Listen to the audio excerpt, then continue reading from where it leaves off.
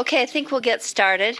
My name is Carol Lear, and I have the auspicious responsibility of being the chair today at this committee, and I'm so grateful for that opportunity. So we welcome you here.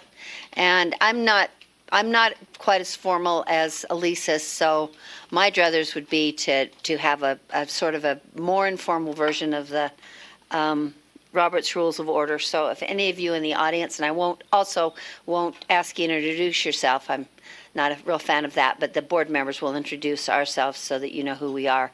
But if you have a comment or you think you can add to the discussion, I would welcome that you do that just by raising your hand. So do you want to start, Brittany, and introduce yourself? Sorry, your mouth's full. Jenny? Jenny Earl. I represent District 1 on the State School Board. Cindy? Cindy Davis. I represent District 9. Brittany Cummins, District 6. And then, I don't know if I can't remember if staff usually introduces themselves. From District 5. Kathy? And I'm Ben Rasmussen, Director of Law and Professional Practices.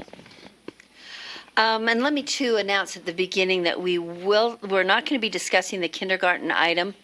It's been removed for a later date, kindergarten supplemental enrichment program.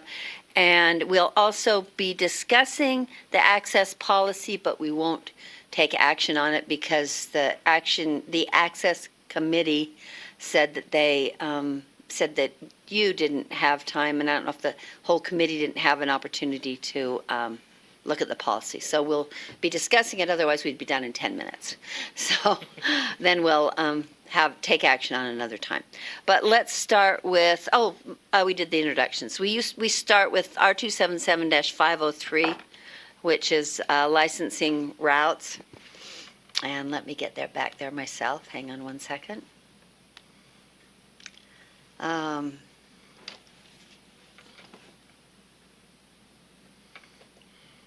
And the background just says that in the board's redesign of the educator licensing system, the need for this rule has been eliminated.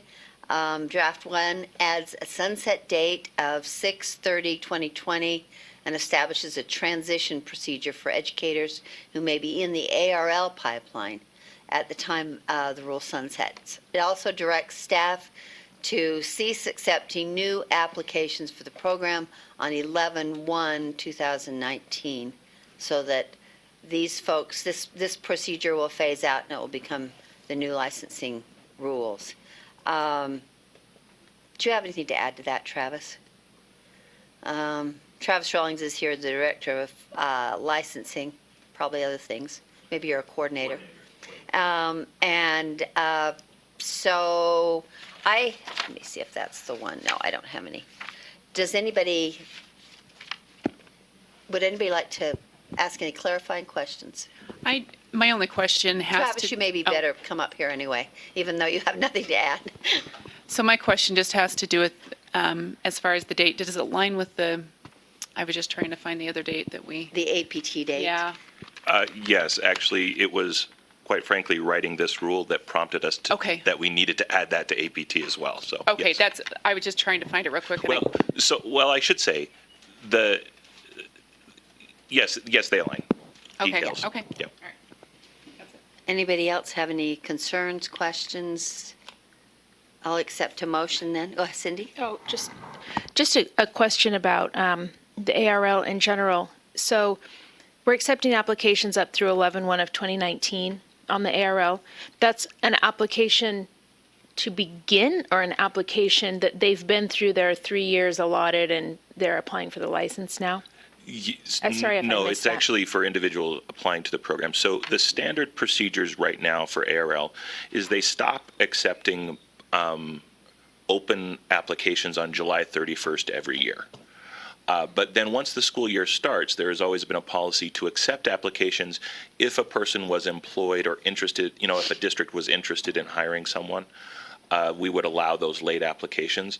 This is simply saying, that July 31st will still be there, but November 1st will be the time that districts if you hire them after that date, you're just going to be looking at the new licensing system for the next year, use letters of authorization for this year, and go from there. So everybody's already grandfathered in that's Correct.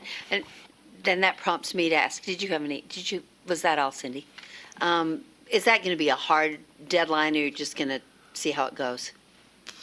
I don't know the answer to that question. I was intending it as a hard deadline. Okay. Just because districts are used to that November 15, October 15 deadlines. But there's always exceptions, it seems Okay. like, so. All right. Oh, go ahead. just to make sure I understand this right. So let's say a person's in an ARL program now and they are going to be finished this year. But then they want to pursue additional endorsements. Then do those endorsements still fall under what they were doing with ARL, or do those endorsements then sort of go to this new program? So that's a very good question. And again, getting into some of the details, the differences in how you earn a professional endorsement compared to how you earn an endorsement now, there's not a lot of difference. So if you get to that level 1 license and start working on the coursework for an endorsement, you'll have a seamless transition. It's more the license areas that we're concerned about. Okay.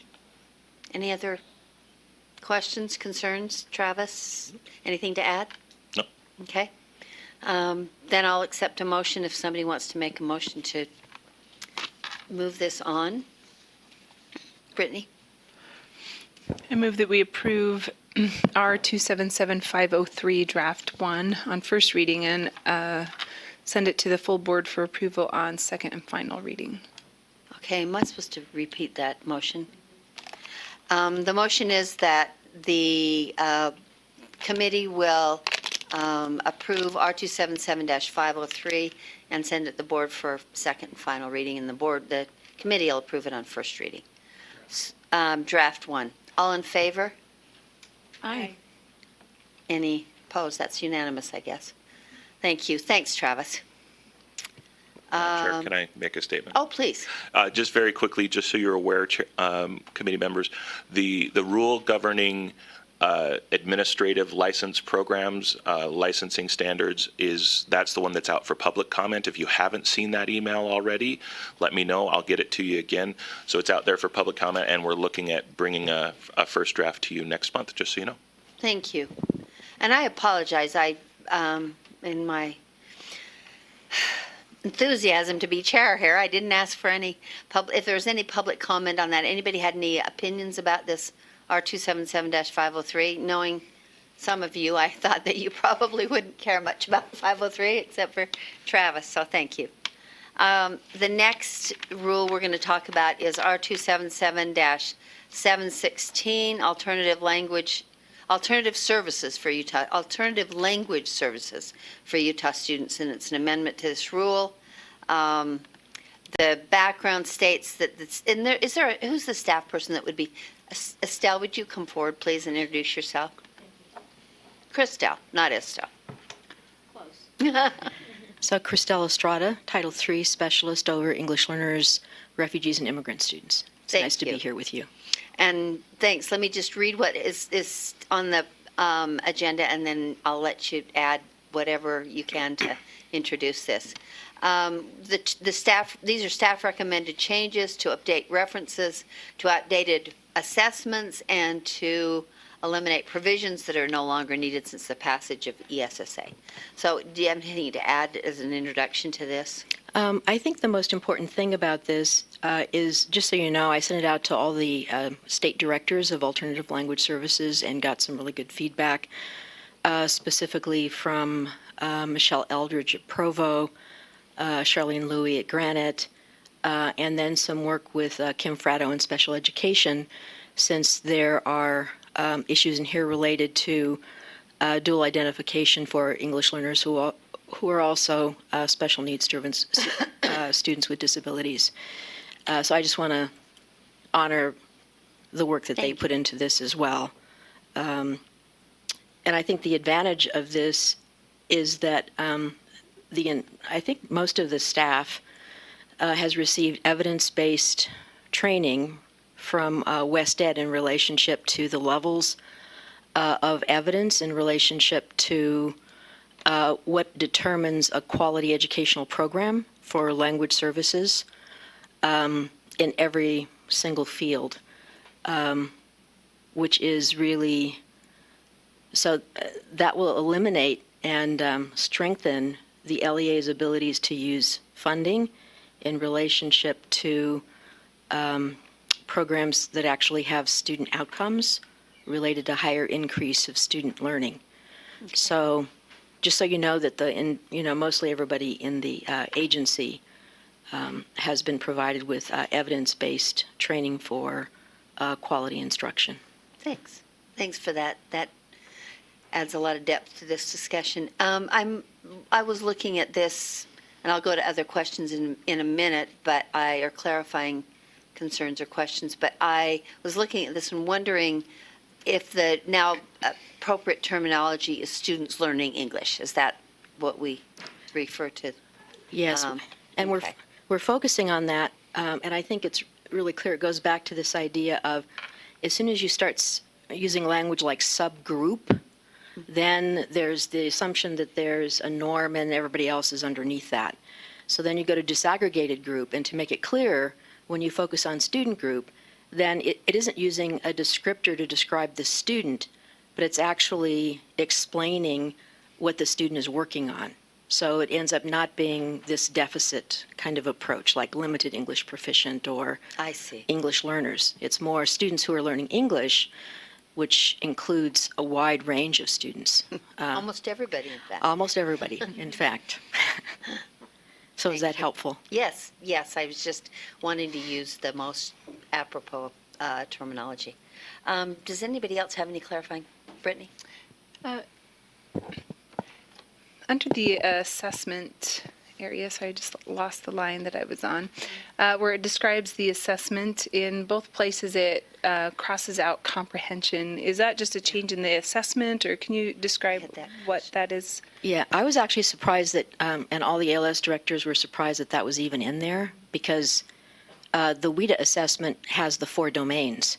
So reading, speaking, so to make it really clear, it's this idea of what receptive language is. So receptive language really focuses on listening and reading, which then creates the way in which comprehension happens, and then expressive language, which is speaking and writing. So in the assessment, no one could even figure out why comprehension was there. How it got in there? Yeah, so. Thanks. welcome. I was wondering that too. You know, it probably was because of the old assessment, which was UALPA, right? And then we changed it because now we're doing WIDA, which is the larger consortium. Uh-huh. Thank you for that. Other? I do. And this is an acronym. I just don't know where it's spelled out anywhere. It's the TESOL. TESOL. Yeah, in but the it's definitions. Is it? Did I miss it? Because I had the same question. Okay. Yeah, it's on line 88. The definition? TESOL stand. Oh, you want to know the exact? No. I just exactly think what it somewhere in means. there it needs to be spelled out. I know where it's at. And I actually just had skimmed through there. I didn't see where, and maybe I missed it somewhere. Do you know Just so that if someone were reading it, they would know. Chris said, like Christelle that. actually had that same Yeah, it's the thought. teachers of something. It's, I have to remember. Maybe I have to make a motion. Do I need to make a motion that we? No, let's wait for a minute. I want to see what it, first let's see what it is and then. So the reason why this is really important is that the endorsement, and the reason we inserted it, is most people didn't really know that the ESL endorsement is actually based on the TESOL standards, which is the standards that's used for every university to be accredited for the pre-K to 12 English language proficiency standards just across the board. So whenever a university is saying that they are providing ESL endorsements or TESOL or whatever it is to really support teachers in helping students learn other languages other than English, Maybe Ben could Google it. Is that what you're doing? Well, I just- I actually looked on the TESOL website trying to find what the actual acronym was for. I think we chatted about it briefly when we met, but I couldn't find the actual language on their website in the time that I spent looking. Oh. But- David. English to speakers of other languages. That's right. Teaching Okay, English it No, just probably ought just- to be in there as well. Thank I you, was David, thinking, master as of I looked many, through there. of many skills. Yeah. Master of Google. Teaching English. Teachers of English. Teachers of English. Teachers of English for speakers of other languages. Two speakers. Two Two speakers. Maybe he's got a different side. I don't know. English, teachers of English to It sounds speakers of other languages. It's no wonder why they just call it TESOL. I know. Usually they're spelled out, so I just Yeah, didn't. and No, I that's good. apologize for So, for yeah, that's so okay. quickly responding, but No, that's would you okay. like to make a motion that's added to the definition? Yes, I would like to make a motion. That we add what the acronym TESOL means to the or have a definition of it somewhere in there. Add that in, wherever is appropriate. And then my other question just has to. This is probably more And information from. let's just deal with that first. Oh, Is sorry. that okay? Okay. So the motion is that we add the actual words that match the acronym to the definition, which would be teachers of English to speakers of other languages, into the definition on and around line 88. Any other discussion to that motion? Seems like a good idea to me. Then I'll place the motion. All in favor? Aye. Thanks. And that's unanimous, so we don't need to ask who doesn't agree. Thanks. Was that all, Jenny? You had something. No, you I just did have something. Yeah, and maybe this is just a more clarifying question. If you can explain to me how the state assessments play in to, or how we use those with our students learning English. Did I say that right? Yes. Okay. Based on the funding related to Title III, which we get $4.5 million for to go out to districts and charter schools, dependent on the way in which you identify English learners. And so the assessment that we have adopted is a standardized assessment, and it's with a consortium of states. And when the students are assessed when they're enrolled, it provides the level of their language proficiency. So here's an example. So the domains are, as I said before, speaking, listening, reading, and writing, right? And when the student is progressed, and if you ever want me to come back and actually show you something that we've developed in Utah that no other state in the country has, and then every time I go to a national meeting, they always try to say, how can we get that? But we developed it. It actually shows all the strengths of a student based on those domains. So every single student for every single teacher has an individual student report. And those assessments support teachers in providing quality instruction related to what English learners need. Based on the assessment, the determination for accountability is that 9% of students who are making their annual growth goals, individual growth goals, is actually connected to the accountability system. So I was visiting a school in Davis. It was a Title I school, and the principal had never seen the individual report. And we looked it up, and she said, this is amazing because it focuses on what the students can do instead of what they can't do. And so this provides like a positive way that teachers can look at students and then identify instruction based on whether they're a refugee who's interrupted formal education and they're coming from a refugee camp in Sudan, to students who have been here for a longer time and just haven't made progress. So when we're talking about the growth here, I think it was when we're referring to the growth, it's primarily from Yes. the language assessment. Yeah, the language assessment, but the actual law also says that there has to be growth toward academic achievement related to the high standards for every single student. Which is the RISE test. Is there a point where they don't take that, or do all students? Yeah, that's a good question. So when a student actually reaches a composite 5, which means the scores on those 4 domains are Okay. composite at the highest level, you're determined as proficient in English. Now, that doesn't necessarily mean that you're proficient in academic English, especially because content gets more difficult as you progress. So there are 4 years when the student who is considered proficient is monitored, but the student who's been exited from the language program, language services program, their scores are integrated into the academic. So it actually supports the outcomes for English learners because you have exited students. Oftentimes, if you look at exited students, because of cognitive flexibility, they often produce and excel and outscore native English speakers. It goes back to Carol's point about, we're all trying to be fluent in English and academic English, and the subject area is even more difficult. So that's how the assessment, but as soon as they reach the 5, then they don't take those assessments anymore. Because the point, The language assessment. the language assessments. But do all take the state assessment? Yes. RISE? All? Yes, Okay. yes. That's what I want. And to sort of follow up on that, there used to be a sort of a level system where they have to reach a certain level before they take the state assessment. Is that still true? No, they have to take this, because in the law, it's pretty clear that if you're an English learner and you don't have access to grade level content, then you're never going to actually catch up, Okay. right?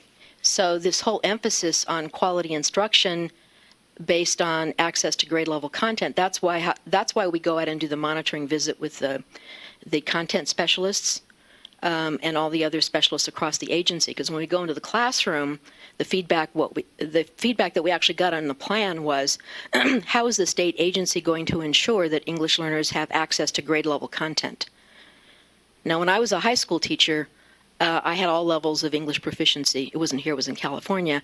And I was a senior government and economics teacher, which actually means you have all levels of English proficiency. But I had to structure the learning environment so the students had access to grade level content in government and economics. And so you're supposed to make the content comprehensible to support them, because if you don't, then they're going to fall behind academically. And all you have to do is look at who has access to early college coursework, and you'll see that it's not English learners. But not to belabor this, but if a student, I mean, that would be true for the instruction, but if a student doesn't have adequate English, how does she take successfully a standardized test?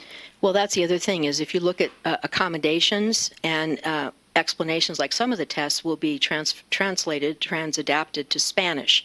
And Oh, that's I didn't- that's one of the requirements. Okay. One of the big challenges, obviously, is, when you're a school like the Utah International School and you have refugees, Or East High School. or East High School, or any other school that has more than, 12 languages, then you have to think about, how you scaffold that instruction. And most of the students who come in at a level 1, they make huge gains because they're very motivated, generally, especially refugee students, to make their annual growth goal. So you have level 1 proficiency, level 2 proficiency. Oftentimes kids get stuck at level 3 and 4 because it's more challenging, right? So the work that we do is to really help teachers with our recommendations to districts to look at quality instruction for English learners. Okay, and I guess maybe that was along my lines too. I was wondering, when you have a student that comes in that has no English skills at all, how do you expect them to take in a state assessment? Well, they don't take it because they actually have a year. Oh, they have a, okay, so that's kind of Yeah, what I was, that's that's maybe what I was what we trying were to fill trying to out a get little at. bit, is understand Yeah. where that's appropriate. Okay, thank you, I appreciate You're you welcome. answering my questions. Any other questions? And then Cindy. This is just It's on. for our legal minds. On line 37, are we still under ESEA as an umbrella, or do we need to move to ESSA as it was amended? ESSA is part of the ESEA. Ben, you wanna respond to that? So Okay. when Still, we that's what refer we to were wondering, if ESEA you're still as an amended, that umbrella. includes That includes ESSA. Okay. Okay, because I was looking it up and it said it was Nickleby, then ESEA, but that wouldn't make sense because ESEA was like back from 1965, right? Right. Yes. Okay, all right. And it's nice to finally put a face with the name. I sent someone to you the other day because I heard you were the expert. Oh, thank you. And it's nice to see a face of who I sent that person to. Thank you. It's nice to be here. Oh, do you have questions, Brittany? Go ahead. Beginning on line 208 of the rule, it kind of describes training that's required. It says, shall provide information and training to staff that limited English proficiency is not a disability. And if there is evidence that a student with limited English proficiency has a disability, the staff will refer students for possible evaluation. So those teachers who are teaching students who are learning English, they are trained to recognize certain disabilities that would be recognizable outside of the scope of just obviously learning to read. So dyslexia, for example, are they given specific tools to recognize what that might look like so they know when to recommend somebody? Okay, so I'm just going to be pretty clear about this. This is one of the biggest issues that special ed and I work on. So Kim Fratto and I work on this. She comes to the ALS directors meeting, and then in the reports for focus groups with parents, parents of English learners are incredibly concerned about their students being misdiagnosed and then segregated. Both laws, IDEA as well as ESSA, is incredibly clear about the least segregative environment. So the goal always is the system is supposed to be implemented at the district level to support, through the special ed department, to actually support the principal and the teachers in working with IEP teams at the site level, which would actually include ALS experts, so ESL experts, and social psychologists in the way in which they work with students and parents, ensuring that the language of the parent and the child is used in interpretation, whether it's Somali or Arabic or whatever, so that parents understand the goals that are being set for their child. So I'm not going to say which specific district, but when this actually came up from parents, and we put it in our report as a recommendation, that the district needs to work across departments, the ALS department and the special ed department, they need to actually work together and be on teams together. That oftentimes the referrals end up being, I'll just give you an example, like 22 students who are English learners, and then when they're actually assessed, the only ones who end up having a real disability are like 4. So this ends up being a really comprehensive, systematic way in which we work here to work with the LEAs to make sure that they're working together. Because when we end up getting, and the point is that we're supposed to be here to provide technical assistance, and when we get questions, we're really happy, or else because we wouldn't know unless I get complaints from parents who say, they called me in and had me sign papers that were in English. So I'm just saying, That's still a problem. it's a huge issue. Doesn't change in 20 years. Well, a little, I hope, but A little, I would say. Yeah. At least people are asking the right questions. yeah, but the parents have to be fairly sophisticated, I would think, to be able to know that the two issues are being conflated. Thanks, Christelle. Did you have other questions, Brittany? I have a few just minor amendments, but I think I'm supposed to put this on the table as a motion, and then I'll Okay. propose some. My amendments are mostly grammatical, or there's a couple of typos. So, would someone like to make a motion, or should I? Please. I move that we approve R277716 draft 2 on first reading and recommend to the full board for approval on second and final reading as amended. Great. So, I have a few. Draft 2 is amended. well, it's not amended, well, as amended, yes, but we're not, I've got a few other amendments that will, I guess we have to do it again after I suggest some amendments. I'm looking on line 137, and there's just a typo. Yeah, monitoring section of the grants management system. And I'm thinking I can make all of these, well, I'll just point out all of the things I have, and then I probably can make my own motion to see if those are acceptable to all of you. I'm looking on line 141, and it says, and this is underneath an LEA shall maintain, and I'm assuming this is probably a documentation, superintendent responsibilities, and so line 141 is still under that. And it says documentation of, let's see, I'm just trying to make Or sure. evidence. An LEA shall maintain documentation or evidence of progress. And I just thought it should say progress of what? What kind of progress? And what happened there is it used to require progress of the required Title III AMAOs, but I understand that that's not. No, it's not, but it's still in the accountability system, right? So you would actually say documentation or evidence of progress in the state accountability system. Okay, then do you want to add that, Ben? Okay. We're lucky that, the state accountability system is one with the other systems. So In the state accountability system. Okay, that Is was that the one. same as the grants management system, or is that? no. Okay. No, the grants management system is the way in which you take care of the applications.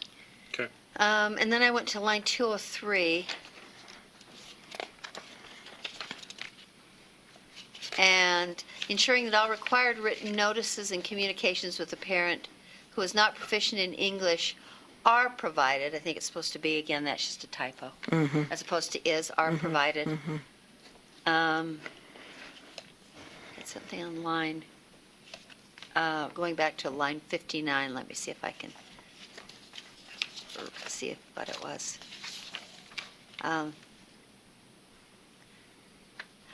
I think that it's just, I'm a little, the language is a little confusing. Have not been attending one or more schools in any of one or more, and I think there's an of missing, in any of one or more states of the United States for more than, does that sound better?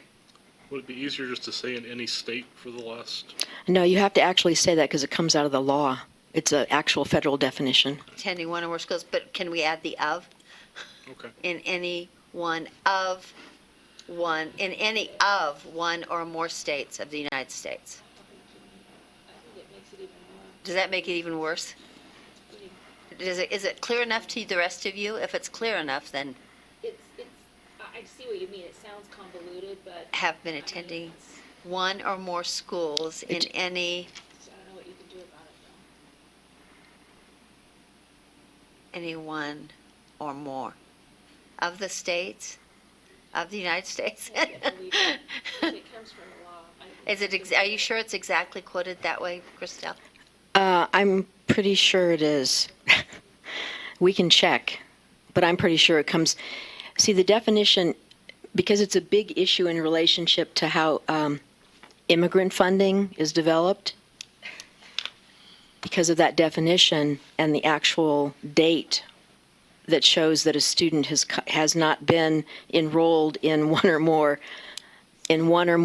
school in one or more states. I get you.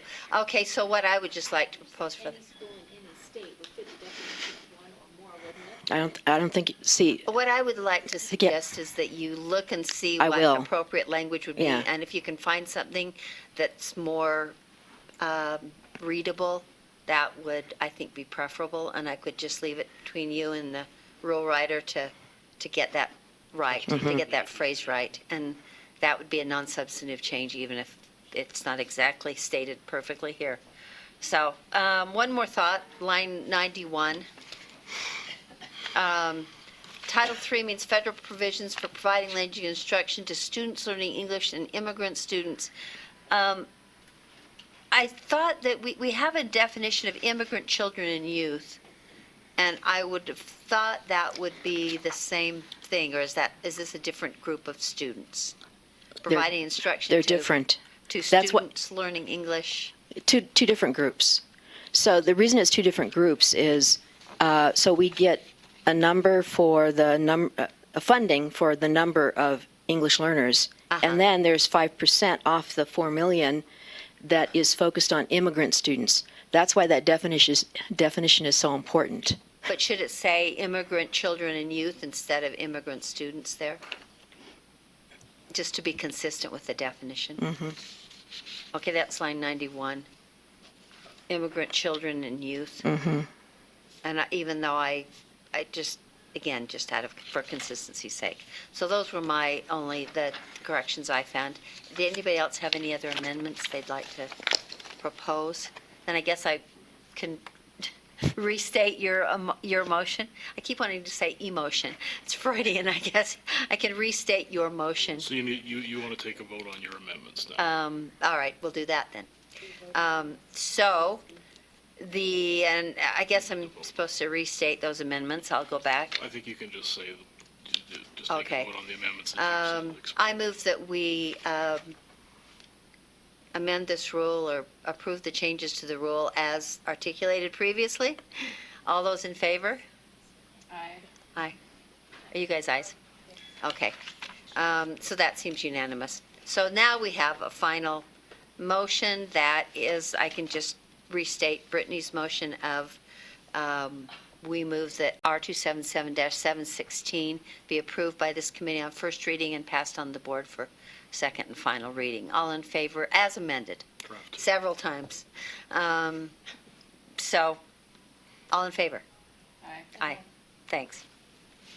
And anytime you ever need me or have questions, you should feel free to. Thank you. Thanks for your expertise. I really very much appreciate it. You're learned more than I've learned in 20 years about, and including that I'm supposed to now stay students learning English. Okay, next on the agenda is, hang on a second, let me get back there. Data requests. Yeah, I just was trying to, external data requests. David, are you the spokesperson? It is number 5.3 on the agenda, and there are apparently 3 external data requests, and they are outlined in our agenda. But David, do you want to speak to those more specifically, or you can read as well as I can? Yeah, I can just say in general, these are You're three. probably supposed to introduce yourself. My name is David Slay. I'm the Student Data Privacy Auditor. Thank you. These are 3 requests for aggregated data. They're all fairly unique otherwise, though. One is from great schools requesting, we used to actually send great schools this exact data set. They last received it for the 2015-16 school year. Okay. This request is interesting in that they want what they've been missing out on, and then there is an attached agreement that also says that basically they want it for a few years going forward as well. Uh-huh. The other ones are one-time ones, and also kind of overall smaller one from the National College Access Network that wants basically just the 12th grade enrollment at high schools in Granite School District and West Valley, which I don't think is a very high number of schools, and just like the number enrolled by demographics. So this many African American, this many white, this many Asian. And then the third one, code.org, simply wants to know school level counts disaggregated by the demographics of students enrolled in computer science courses. Okay. Anything other than, before we go to questions, any other things that are unusual about these requests or troubling to you? Not from a privacy point of view, Okay. because they would just be counts, and where the n sizes are low, those would be masked. It would just say something like n less than 10. So they wouldn't. It would be very difficult to re-identify any individual students. Thank you. Did you have a question, Jenny? Yeah, you were saying that they were aggregated information, but the one's asking for disaggregated results. So That's a confusing word. yeah, Which one was it again? Because I remember it's seeing great schools. They want assessments result assessment results disaggregated? Is what I'm reading on the actual. Oh, yeah, okay, that's why I remember seeing the word and then I couldn't reading find on it the again. actual request. Yeah, request. So what would that mean? I think that they just use the word differently than how we generally use it. In that they want it, instead of just the school level, they want it broken out by demographics. And I think they list in there, I think if you scroll up slightly to, no, we went too far. A little bit further down. Yeah, it's on attachment B, page. Yeah, where it says the purpose. Let's see. So yeah, it says disaggregated by grade and subgroup. So it's still an aggregation. Okay. It's just not at the school level. So it's breaking down things Okay, still okay. at the school level. Okay, when I scanned down through it, I just saw disaggregated information. And I thought, okay. warning lights went off, right? Yep. Yeah, there will be no student level data. Okay.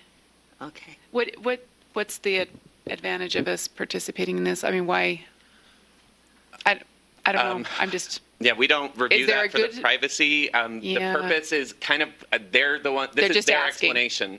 Okay. I looked at their website and I think they have a link to it. That's under 6. You see that hyperlink where it's an Yeah. example of Utah school profile can be found here.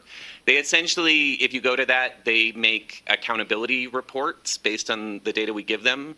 You might have, I know great schools, they're nationwide, so it's supposedly would put our schools in the same, apples to apples as schools in other states. I know parents frequently use great schools to make determinations about where to send their children. So this is the data they're gathering is our assessment data, according to. I believe, Right? yeah, Or it is would be demographics yes, and yeah, okay. breaking it out by that to kind of look at achievement, equity. So how do those they? sorts of things. How?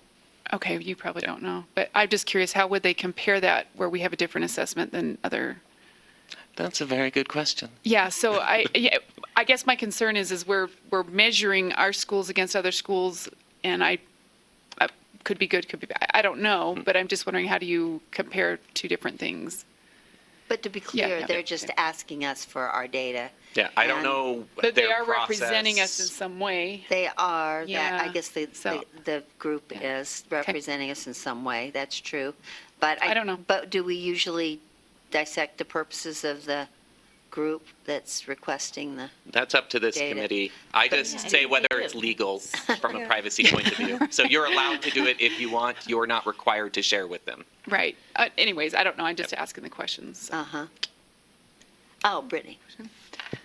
So if you go to the Great Schools website, it is a .org, which means there's some kind of a nonprofit. However, if I click on Fox Hills Elementary, so I just put in my zip code, and you put in Fox Hills Elementary, I can see what homes are for sale right there near Fox Hills Elementary. So there's some commercial use of this website. At least I'm sure they're getting some kind of a support from realtor websites. So if I click on homes for sale, it takes me to Zillow, right? And so I guess my question is this is all public information that they could gather, but that we're using our time and our energy to provide data and information for what appears to be a pseudo-commercial venture in some way. And so anyways, I'm a little bit hesitant to spend the time and effort to share that data. If they would like to dig through the data gateway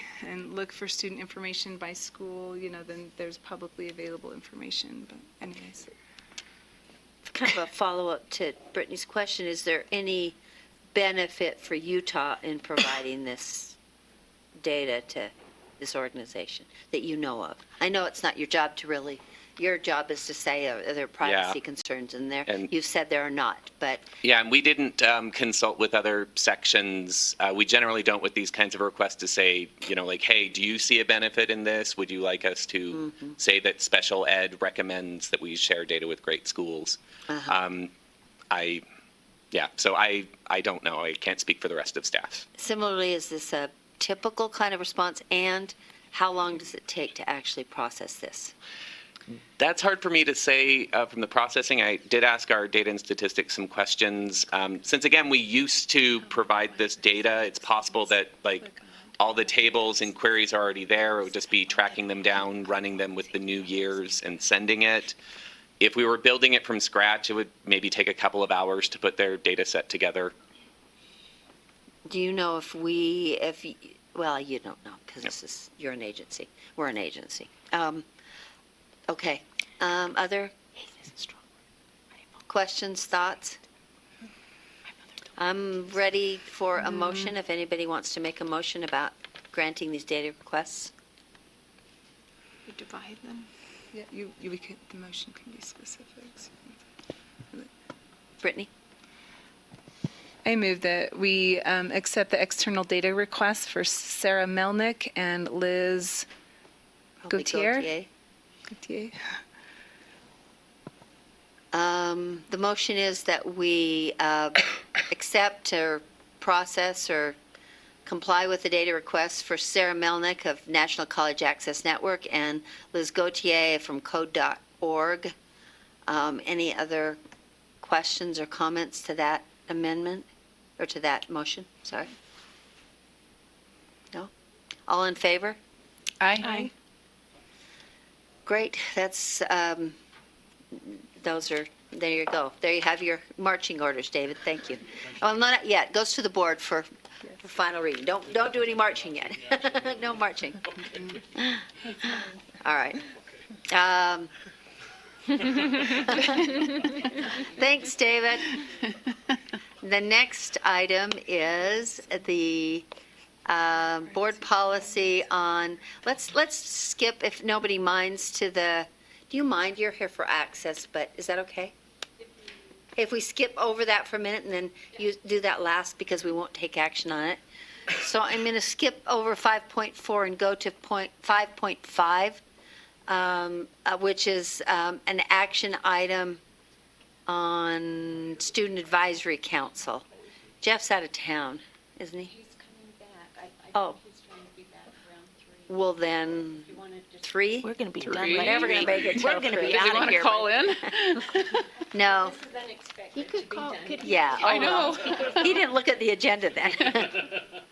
I'm trying to just see the difference between 508 and, oh, no, I see the difference. Well, let's wait then. Let's go to 5.6. At least give him a little bit of time. If he can't make it, he can't make it. Oh, thank you very much, Emily. So moving to 5.6, Board Policy 1004. And is there anybody here to speak to? I'd be the one to Go ahead then, Ben. So on Board Policy 1004, I was asked to draft some language basically to serve as the linchpin for a discussion on board member involvement in the different advisory groups that the board set up. I was asked to specifically put in a new definition for what we would call a commission, and you can see that under 1C, which would be a kind of a task force that's set up to provide advice to staff on different projects, and which can include board members if the board were so inclined, but that could be set up by the board or by superintendent or staff depending on need. And then the other issue that the policy changes were meant to address was just how involved board members should be in groups that are meant to be advisory to the board, whether board members should be able to participate or whether they should be allowed to attend, but should be otherwise basically be there as silent observers. And so the language that's in the draft that you have is meant to kind of promote that discussion, and then it would just be we can make changes to that if board members feel there's a better approach to that. Can you give me an example of, anybody else have any questions? I should say that first and then. Does anybody have any questions about this? I do, but Go ahead. Oh, go ahead. Ask yours. It might- well, my question was, I was looking for an example of what this commission might entail. What might be one of these commissions, if you can give me an example? It just sounds a little, unless there's something in mind that the superintendent's looking for, I'm just curious why it doesn't fit into one of these other categories. Primarily because it wouldn't be, I don't think it would be a group that would be planned to have a report directly to the board. I think they would be helping staff with a specific project, and I don't know if there's a specific project that they had in mind when they debated, when they recommended this, but as it was explained to me, it would be to more to help staff on specific projects, and then staff would take the information, the feedback they got, and digest that, and less to report directly to the board. Okay. All right, that helps a little bit, but I'm still trying to visualize the kind of committee this might be, but that's okay. Brittany? So it may include, for example, now the title is gone, the school safety something or other, where it wasn't established necessarily just to bring information back to the board, but it was meant to establish work within USBE as a whole, and that group, it may include board members, it may not, et cetera, but then it doesn't require, because anything that comes from a board task force has to come to the board in order for that recommendation to move forward. So the commission would be something that would be part of the work of USBE and allow them to get some information or to do work kind of in a collaborative manner, more formal than just a informal work group, but a commission. Because my understanding was that could happen at any time, at any place, that if someone, a specialist coordinator, the superintendent had a concern about an issue, she could bring together a group of people just to inform her decision-making. So Yes. I'm not sure that this is necessary, but that's my thinking. So we currently have a policy that regulates board member compensation. And so if this particular group or commission was to have a board member on it and assigned, would we be able to add that as a meeting or for board member compensation? So it's easier if we have a definition for what that might be if the superintendent chooses to have board member participation on that particular So that they'd qualify so that for they travel. could, if qualify for travel or compensation if that's something that the makes board some would sense. approve. And so it allows some flexibility for the superintendent to have that type of a work group, and then it wouldn't kind of meet the level of that official board task force. That makes some sense. Thank you. That does explain to me why. It felt like it was a sort of overbaking the process of getting advice from experts in different fields. But I can see if board members are involved, well, maybe it's necessary. Other questions? Jenny, did you have questions? Cindy, Cindy? oh, I thought your light was on. Did you turn on? Okay, so I guess mine was along your lines. What commissions do we have right now? Groups, you mean, or? Commissions. I don't know that we have any Right? specifically meet this Yeah. definition Oh, commission I'm right sorry. now. Yeah. And It's- then what board advisory groups do we have right now? Student Advisory Council. That's the only one? We have several. So we have about Access, 7 TAC, I think there are TAC, student advisory, access, access is one. access that we're talking about today, the data privacy, the student data privacy the group. USDB, I think, advisory There's about Council. Seven. Okay, falls sort so of under- then, so on number 9 where it talks about, but may not participate, board members who are not officially members, why would I mean, I guess you could go to anything, but, so are board members not They can come to these meetings, apparently. What I heard is a discussion, or I heard in preparation for this discussion, is that when board members are not official members, the preference, or this policy would direct that. It's really not controlling. It doesn't have the force of Right, law, right. but it's kind of like by mutual agreement. Board members who are not appointed to that committee would not be participate. observing? They would observe so that there would not be sort of a it would not be dominated by board members. Okay, so a board, do all of our board advisory groups have board members on them? No. I don't know that answer. Brittany might. Yeah, they don't currently, and I'm not sure, so if you go to section 1B, I'm not sure if there was somebody who was looking for this particular amendment, but there was never an intention to include board members on advisory groups, because in the past, that was we came away from that, because if you as a board member are advising yourself, it kind of creates a circular place, and so we hadn't ever wanted, so I'm not sure if there's some Okay, other requests going on here, but there are currently no advisory groups that have a board member on them except possibly the Student Advisory Committee, which has non-voting members, and that question will come up later. Right, that's why in I was another trying policy. to filter this out. If you look on the So screen. they could Ben, participate in would that. you like to answer? Just Or not. just to point your direction on the screen, we've got a list of the active board advisory groups Can that you are on the do board's Control website. Plus so we can, Thank you. there you go. Can actually read it. So this is active groups listed on the board's website. It'll be Okay. examples, some of those: ACEESS, APAC. Charge flow revolving loan.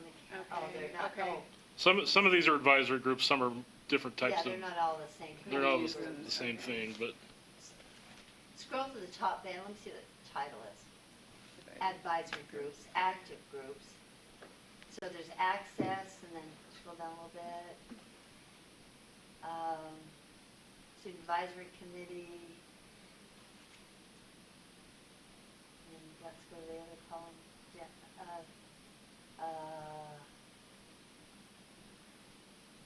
Safety. What one that's, Okay, so those are commissions there. those Some are of them. commissions. Okay, okay, thanks. I have. Yes, Cindy?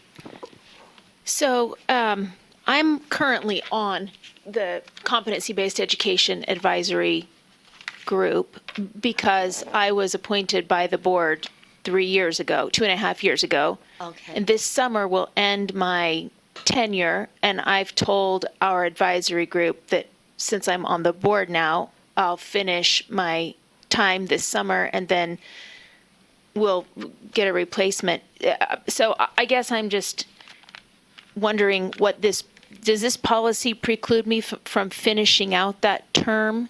Would it preclude board members from a situation like that? Or what exactly would this policy do? I'm not the, Ben, do you want to add so whatever you would know it about preclude that? you from finishing out the term? Or being on the advisory board at all? Like should I have in January, would this policy, say this scenario happens again, in January, would that automatically take that person off the advisory board? I think it would. It would. Okay. But this again, I mean, it's- somebody could make. It's an I anomaly guess for there's me somebody- probably, and- but And I guess there's somebody out there who could make exceptions to this because it's just something that the board members agree to. It doesn't have the force of law like a rule or a law that automatically off the island with you. yeah, they've been like, you have to find your own replacement. So I'm working on it, but I'm like, I may need till this summer to You get know my. what, my view of this would be that you keep serving even as a board member because you were initially part of it. Because I don't find this extremely binding. It's. Well, is there a reason we don't want board members to be a part of these boards? Is it because they influence too much, or because I would think they would be a better liaison to bring information I to can and tell you fro, what I but was maybe told not. in the preparatory meeting for this meeting, and that was that if there are too many board members, and I'm not sure I know what the bright line test is or the sweet spot is, but if there are too many board members, that board members dominate this committee, these committees, and it doesn't allow people to speak freely. That's what I was told. This is a little hard for me because I personally think that we ought to hear all the voices who want to be there, but Brittany's looking like she has some other things to add. Or no, did I make that up? I did. I thought you were just like looking nervous, so. She's trying to give you coffee. Okay, breathing is important. So that's just one person's opinion. I don't have strong feelings about this or how it should be one or the other. But that's what I was told, that sometimes people attending, citizens, invitees attending these meetings don't feel as free to speak or offer their opinions if there are too many speaking board members. So that's what I was told. So any other, So would this take our? so now, you were compelled to speak. So under B, Uh-huh. I would, I guess, however we're going to Do this. move through this process. I would like to move that we not include the line that's underlined there where it says including members as members of the committee, task force, or advisory group. So a board advisory groups means a committee, task force, or other advisory group created by by statute or or a quorum of the board through board policy. that would advises the board. That I like that amendment, and so I would place that amendment and for our consideration. Any other comments, responses to that amendment, proposed amendment? And then that would change, in essence, line 9, which would just be that board members may attend board advisory groups, blah, blah, blah. Sorry, But so blah, would blah, 9 stay the same in your amendment? Well, 9 would just be slightly changed because it's saying board members who are not official, you wouldn't need that part. You Oh, would just okay. say board members May may attend. attend. So who are not official would be deleted. Yeah. That phrase. And of a board advisory group may attend meeting. I'm fine with that. Any responses with to this- that proposed amendment in those two places? Cindy? Would this take off our 2 board members that are on the Student Advisory Council? My gosh, these things have such different names. Let's look at them.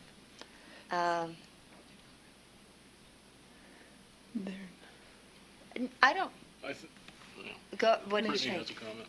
Yes. So the words that are underlined right now Uh-huh. actually don't exist in our current policy. So they're not there. And so when we wrote the policy for the Student Advisory Committee, it was slightly, I guess, as Board Member Lear would say, it's not rule of law, so there's compliance isn't the right word, but they were slightly out of sync Oh. with this policy when we put together the Student Advisory Committee. So And so that's also on this agenda where we could address that and look at that and really look at what's the difference between a liaison and a committee member. do you, I had some train of thought that had left me. It is a board advisory committee. It does have some board members on it. So if this policy were to be followed, it would take off those board members. But I remember what I was going to say. If I'm reading this, means a committee, task force, or other advisory group created by statute, which it was, created a quorum of the board through board policy. I'm saying, or it was a quorum of the board. But that doesn't necessarily preclude board members, is what I was going to say. I'm reading this. And can I Yeah, comment? please. On the Student Advisory Council, the proposed amendment today takes the board members off as non-voting members, As voting members, you mean? as non-voting. So they would be voting members, or they would They would be no off longer be altogether? members. They'd be off altogether. They're not even a member of the committee? That would be the proposal that you've got before you today. They can watch. They can visit, observers. They They can sit would in the become audience. observers. Oh, okay. Why Huh. would we want that? Okay, that's another, where I'm not. I think we yet. may be over But does processing that this. alter, does that change, what we're doing, does that, okay. You can ask. I mean, are you just thinking what to ask? I'm just wondering Want if, me to get Jeff on the phone? He said he'll be on the phone for the other one. so I can okay, get oh, him and it's on. okay. I'm just wondering if, to quote Ralph Waldo Emerson, foolish consistency is the hobgoblin of little minds. I'm just wondering if we're just straining at gnats, and we should just put these commissions in what makes sense and not try to make them all neatly. I don't know, I'm just thinking out loud. I'm just trying to understand the impact, why we're bringing it forward, and the impact of what we're intending to do. And if we're trying to solve a problem, what is the problem that we're having? If we're not, why are we? That, you said that much better. Do you know, Ben, whose brainchild this is? I understand they had a discussion in Standards and Assessment Committee last month that kind of led to this. I think Board Member Hanson was involved in it. I think you were too, Yeah, weren't you? so But I'm not 100% sure of the details. Do you want to speak to that or Yeah. something else? So it began, I think you were on the Standards and Assessment Committee when some of this began, Board Member Lear, in regard to the Student Safety Commission. Is that correct? I think it was in regard to what do we call this and who's on this and does it report to the board, et cetera. Yeah. And so it was kind of a conversation of how do we, what has to report to the board in order to take action, and what can this building, people who work here in the building, move forward with that doesn't have to come to the full board. So that was the beginning of the question mark. And then there were some questions as the Student Advisory Committee was moving forward on what's the role of the board member at that particular meeting, right? And so how does the board member participate, or are we prepared to allow that committee to do its work and then truly receive their advice and input? And so then it got to the question, well, why did we add board members to that? Because our policy at the time didn't say including board members. And so why are board members on that committee if they are advising us? And so all of those questions kind of came together. And so it was Board Member Hansen was part of the conversation. Board Member Lisa Cummins was part of the conversation. I was there. Jeff Van Horton was part of that conversation. So we said, well, let's bring all these policies to a standing committee and then we can talk, well, what is the appropriate role of these different organized work groups of some form or another? What is the role of the board, either receiving information or participating in the work of that group? And then so that's why all of these things are coming together of, what is it that we want to see? How do we participate as board members, and how do we receive information from these different groups? And I think that's a worthy and that's certainly a helpful background and a worthy discussion. I'm just not prepared to make amendments that makes this sensible and or doesn't over process it right now. So I guess I would prefer, and I'm just, again, this is in the spirit of discussion, not motion. I would prefer that maybe either you or, if Ben's the right person, take this back to board leadership or the executive committee of the USB, the office, and say, let's come up with something that's a little less. It feels like we're straining. If all we're doing is creating these so that people can get their travel paid, that seems like differences without distinction. So that's just how it feels to me. I don't know. If somebody else wants to make some motion. Regardless, if you even go as a visitor. Oh, sorry, Chair, may I speak? Yes, you please do. I'm not sure how travel comes into it. Even if you go as a visitor, you're compensated for your travel miles. You're not. It's if not you come as a travel, visitor. it's actual compensation, though. It's actual, I'm sorry, it's not just travel, Yes. right. It's actual and I don't think you are compensated if you go as a visitor. Yeah, for example, okay, I don't think I get paid for being on the advisory board, the CBE advisory board. I didn't before I was on the board, and I don't since I've been on the board. But is this a problem where there has been questions about that? Can I so. direct a question to? Yes, you may, and Chair? would you like to respond, Britt? Cummins? So any meeting that a board member is compensated for has to be on the list of meetings that are approved by us as a board for compensation.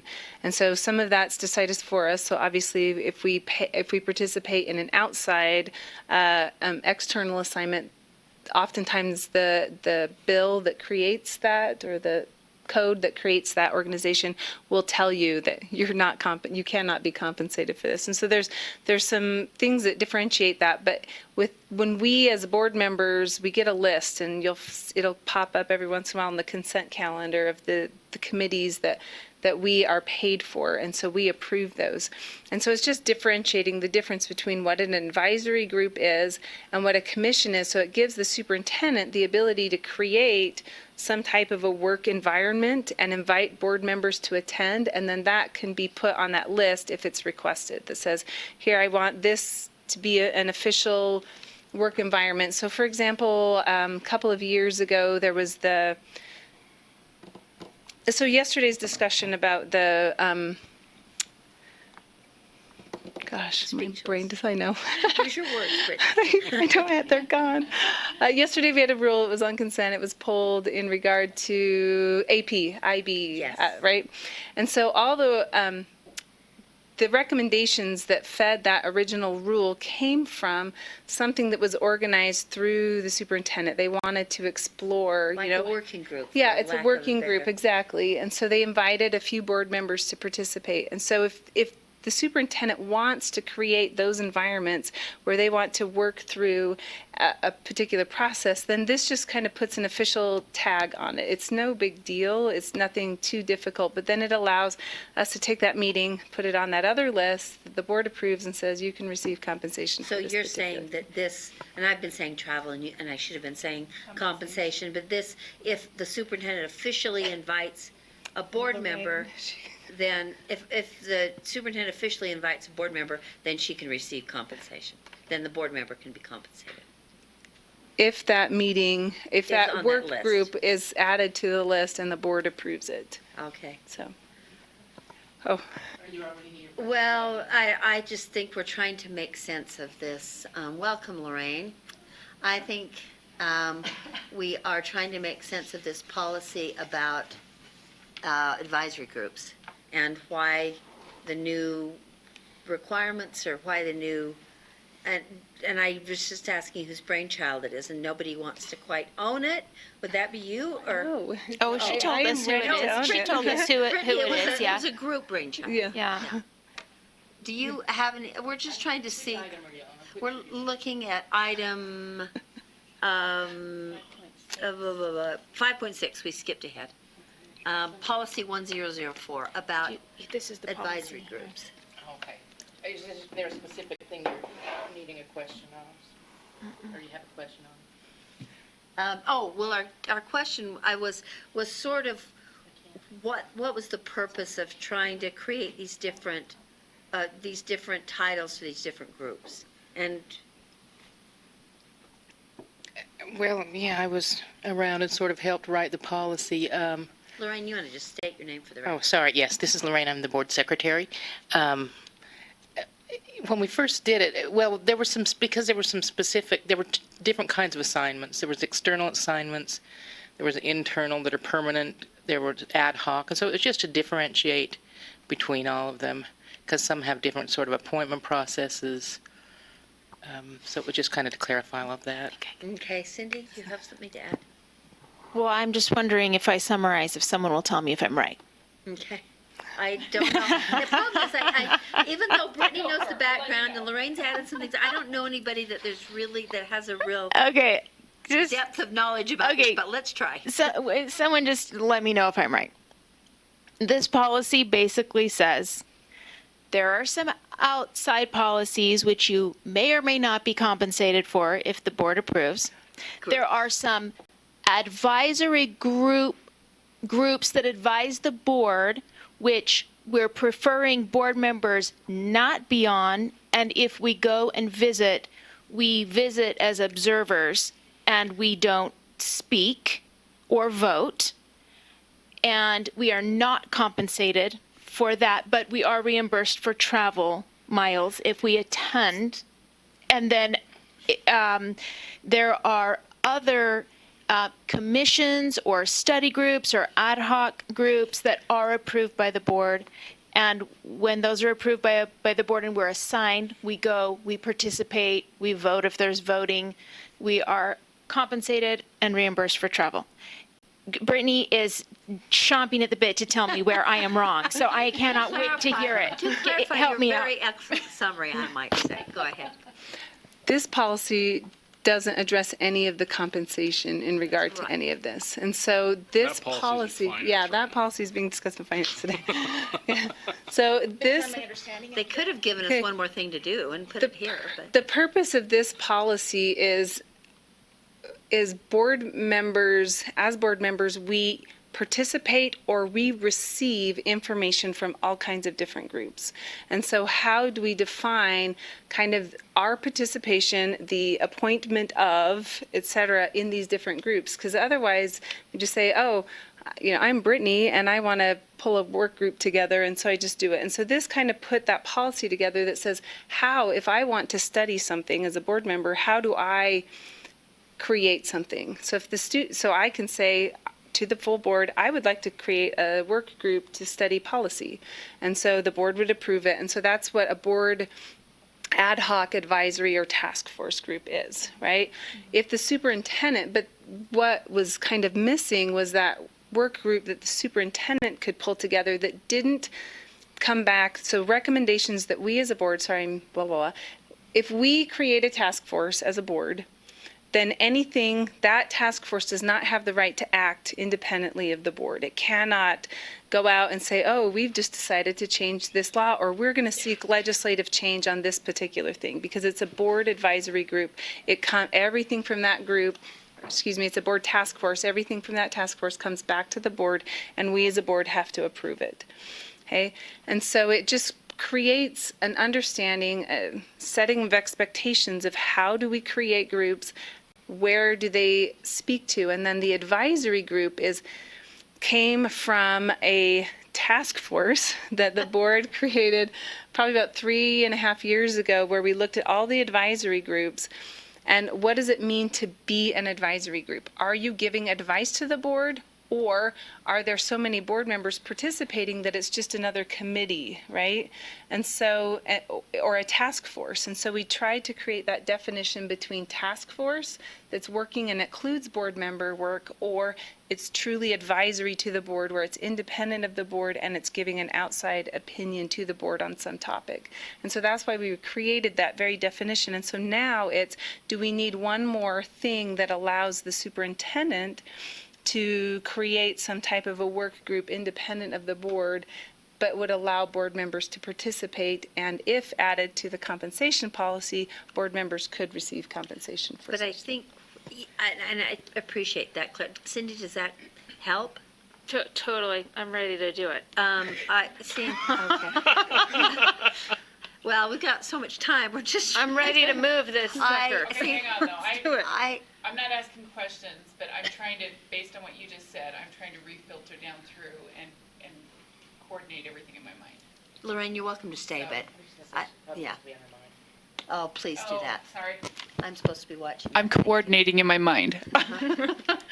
I'm just trying to, based on what you said, once again, I'm trying to re-look at this a little Calibrate, bit. right? Yeah. Okay. Maybe I better read this one because I'll forget. You're still thinking? Sorry. I'm on number 9 though, so I'm on number 4. So here's my thinking, and Cindy, if you're ready to make a motion, then maybe I should just let it go. I feel like this could be clearer. I feel like it could be more succinct, and it could be clearer. Would it be wrong to send this back to some staff people here to clarify it, or do you feel like the rest of you feel like it's as clear as it's going to get? I felt like that summary was very clear. I mean, if this is the way the code language needs to be, maybe we just have a list for our purposes, that just outlines each type of group and who calls it and what happens and if it needs to be approved and not, and if you speak, if you don't. I mean, that kind of thing. Certainly just a quick sheet to give to new board members in that book that we get as we start off our tenure on the board. I think that would be far more clear than having this stuck in there. But I do think language always is a little different in code than it would be in maybe just a guidebook, or I do think it would be helpful to have a summary. And this is not really it's not a code. Not code, it's not a rule. It's not even a rule. It's Policy. Just a policy for internal sort of management. Yeah. But I get I'm really clear about what the task force is. We're good on that. Yeah. I really get what the board advisory group is, and I really appreciate, I've never heard a really good rationale for not having board members involved. But I now think that is a good idea. and I know what now I'm knowing what the commission is, the commission idea is, and I think that seems like a good idea, and any staff person or the superintendent should be able to do that. So I get that, too. I'm not so convinced with the commission that the superintendent shouldn't just do that and then tell the person, and should just do that and not need to make it a part of the policy. I think the other two are more clear and more separate in my mind. But and then I also appreciate the language, and it's very helpful for a person like me to say you can attend but don't talk. So I appreciate that, and I don't mind that. I don't mind being told Helpful that, for and all I of don't us. mind it being put in policy. But I'm not feeling like this is as clear and tight as it could be. So if you want to make a motion, you can do that, and we'll vote accordingly. If you don't, I think my druthers would be to send it back for greater clarification. But if you tell me, we maybe don't want to come back and talk about it again either. Okay. Any more Yeah, to say, so Jim? I don't know that I want to recap one more time, because I think I do understand a further clarification, which just took a while to sort through it in my mind. Same. And I'm not sure why, but, and it was complete, well, anyways. So do we have a motion? And you'd suggest an amendment first. Brittany? So did we pass the We motion? don't have a motion. Okay. We don't have any motion. I guess for you to amend it, I need to put it on the table, don't I? Okay. So I would move that we, unless people are really concerned, and we can bring it back. So, but I'm not seeing huge concern. So I'm going to move that we approve policy number 1004 with the amend. Oh, sorry, I can wait for an amendment. No, please, Okay. go ahead. And I'd like to amend. So B, I would not like to include, I guess, the proposed amendment, 1B, including board members as members of the committee task force, Right. et cetera. So that You'd like should to not be delete that. included. And then down in section 9, where it would just take who are official members, so just making that sentence work, that board members may attend advisory groups. Okay. So the amendment to the motion is in 9, to delete who are not official members of a board advisory group, and then back on 1B to delete the underlined language, including board members as members of the committee, task force, or other advisory groups, and leave the rest of it. So that's the proposed motion and the amendment at once. So let's, to be kosher, first vote on the amendment. So I want to speak. Would you like to speak to the amendment, Jenny? Yes, please? I would like to speak to the amendment. I don't know the full ramifications of removing including board members at this point. I'd like to research that a little further. So I will not be voting for the amendment. Okay. But that's why, because I want to fully understand that. And I understand that you're saying they're an advisory group to us. I just want to understand what the repercussions are. Making us Okay. not members, so that's right. But we currently are in some cases. So that language is not in our current policy. So currently, that language does not exist. Oh, okay. It was just, But it you were was- removing it. I'm saying we shouldn't add that Okay. particular language Yeah. to our current policy. So So I I'm guess- saying I would like the language in there. I guess I want to understand. Okay. Why, it could be a good idea, is that Okay. what you're saying? Now I'm not sure. Okay, just make the motion. I guess if I can research it further at the next, Okay. for the next board meeting. Okay, so let's vote on the amendment as outlined in 1B and in 9 below. All those in favor? Aye. Post? I think so. I'm not, yes, I think you're yes, opposed. I'm opposed. Okay, one opposed, that's all right.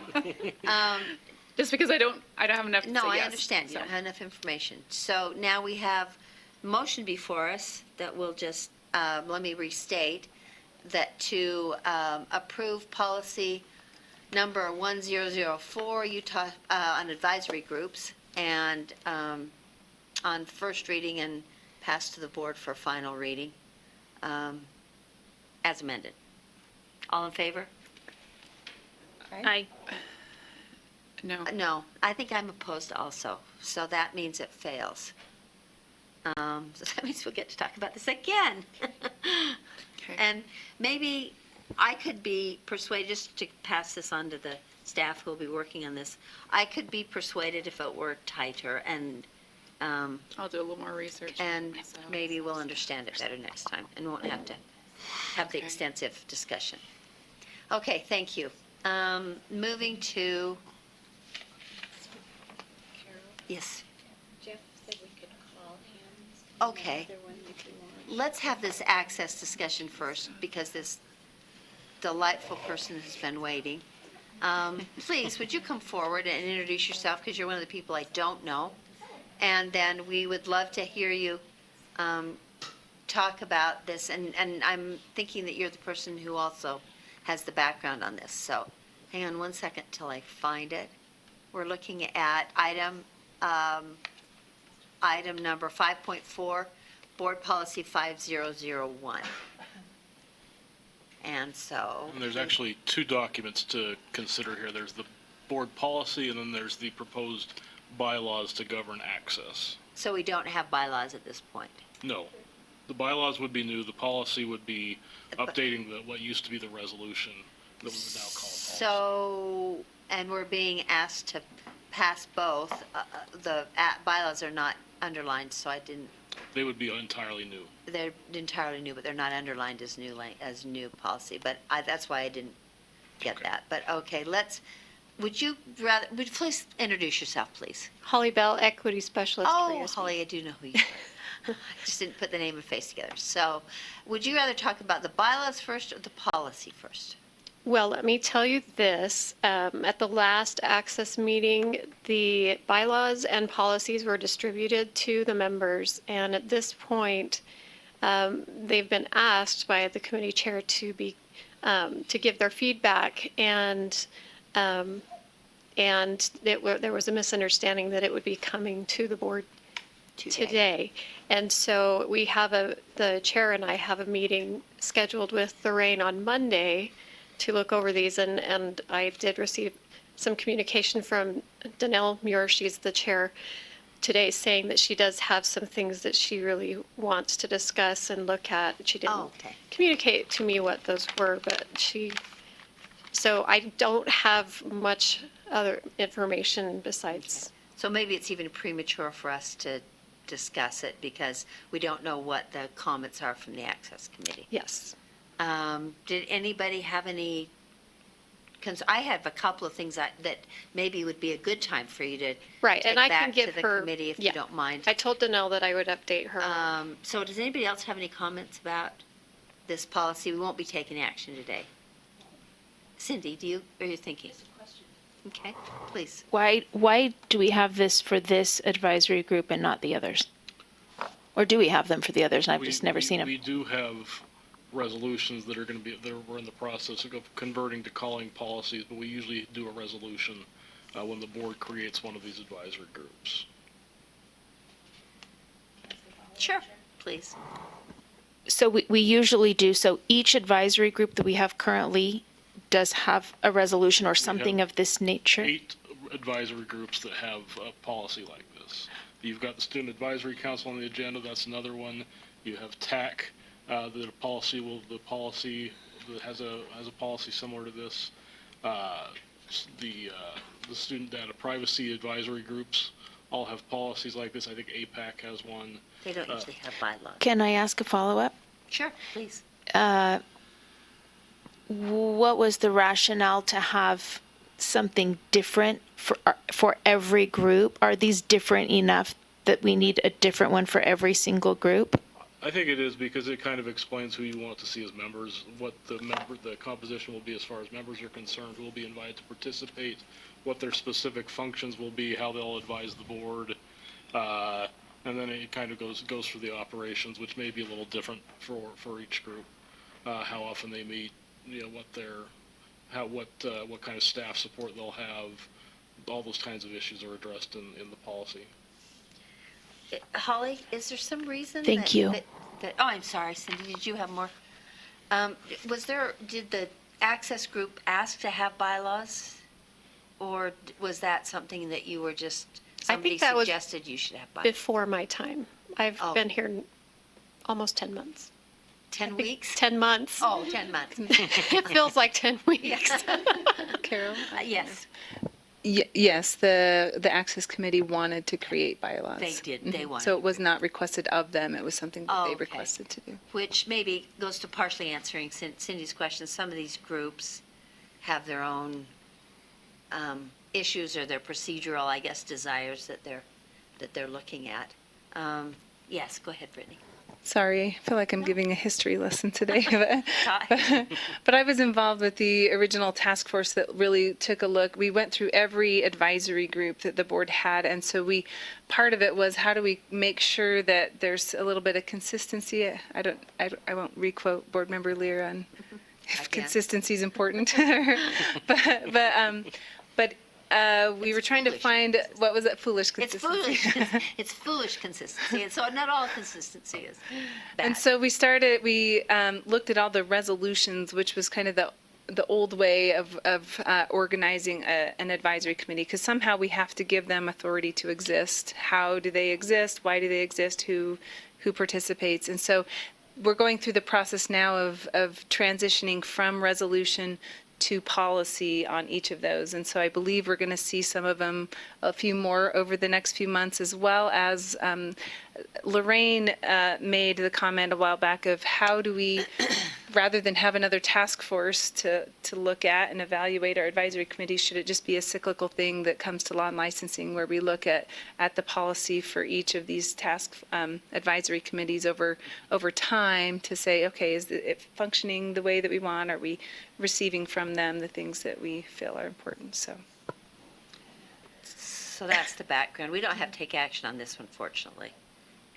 So did you have questions, or Cindy, were you thinking about having a I guess just a follow-up. I mean, nothing in this seems specific to this. Like, everything in this, I could switch over to the advisory committee that I'm on. It seems like it would all fit. So I guess I'm just wondering, maybe I'm missing some line in there that talks about how you have to have specific experience with certain types of students or something. I don't see that in this bylaws. This seems more like a group norms. So if you look at the policy, it does detail who will be on the committee. The bylaws were additional operational details I think the ACEESS itself wanted to add. It's a little different than what we have done with most committees, but they are making the special request to have bylaws for themselves. You do have committee membership, Cindy, on under 3, about halfway down. It'd be nice if these were line numbered like our rules, but. I see, but could be for any of them, really. But I didn't realize that the bylaws were separate from the policy, and there's a different policy for every single one, and maybe that's where the differentiators come in, because these group norms, these are great. I'm like, these should be on every committee, but I guess that's where I went wrong. Okay. And the only other information, a couple of the issues I had that have come up, which you can discuss with with the Access Committee when you meet and discuss this. I'm just wondering, I thought that when it expressly says it's not an open meeting, I wonder whether it should or doesn't meet the definition. And Emily's thinking it doesn't because it's advisory, I'm assuming. But I'm also wondering why you would not want it to be an open meeting, or how the committee members would feel about it. Is it something you would want to have as a closed meeting, or is it something that you would prefer to have as an open meeting? I'm just saying, that the public- don't answer me now. Just take that to your discussion. I would think that you might want to invite others to come and provide even more, a wider variety of opinions and ideas. But Emily, would you like to come up and add to that, or no? Am I getting myself in trouble? Or? No. Okay. Go ahead and We do have introduce yourself. invited guests. Yeah, we do have pretty much every meeting an invited guest. Oh, you do have people that are invited guests. Yes. Okay. And you don't, okay. Go ahead. Emily? Emily Wheeler with PIO for the board. We're in a weird position because I really was the liaison to ACEESS for the first couple of years, but I haven't gone for the last year, so you've taken over. So I was part of those original conversations, and they have talked about whether or not they want to be open or closed. At least they did. And there was different feelings about it from different members and pros and cons. Okay. And so, but she's right. Like every time I went, they had invited guests. They would invite anybody who wanted to. But they didn't, they kind of came down on not wanting it open, just to have a little bit more of a safe environment to have authentic conversation. It can, That'd be equity nice, though. can create some very spirited discussion.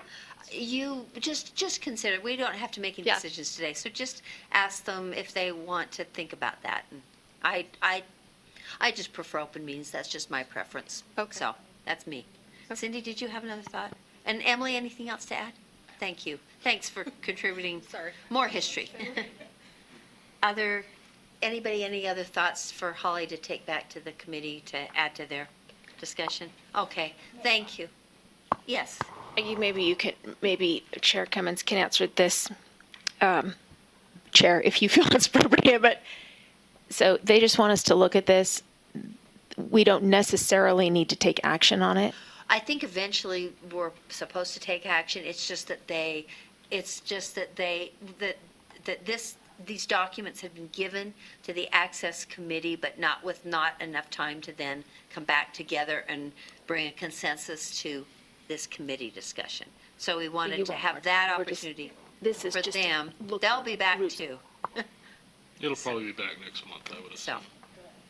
So thank you, Holly. Unless anybody else has any other helpful information. I'm not sure we were helpful. There you go. Okay, I think we're on finally to our last item, having moved around a bit. Item 5.5, Board Policy on Student Advisory Council, and we can get Jeff on the phone apparently. Is that right, Kathy? So let's do that. Well, we stretched it out. I know we did a good job, didn't we? Considering we had almost nothing of substance. Thought we did an excellent job. Hey, are you ready to Speak to us.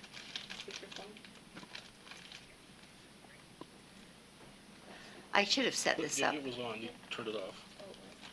There you go. What I looked at primarily, well, Jeff, are you on? Jeff? I am here. Hi, Yeah. thank you for joining us on the phone. So we're to the discussion of the Student Advisory Council, and I'm looking at the chart that shows various options. Is that the best place to start, or you want to start with some background? Or this is pretty recent, so we shouldn't need deep background, but help us. Anything you want to add? No, the only option not currently on the chart that Linda had discussed with me was the option of not choosing a student from a district, but just selecting students statewide with the policy kind of having an eye toward geographic diversity, but not necessarily having to choose a student from each board member's district. So that's another option or idea to throw out as well. Okay.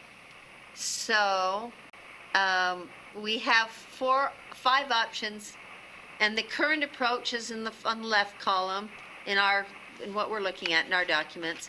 And then there are 4 other options. You guys can read, all of us can read, so I won't repeat that. And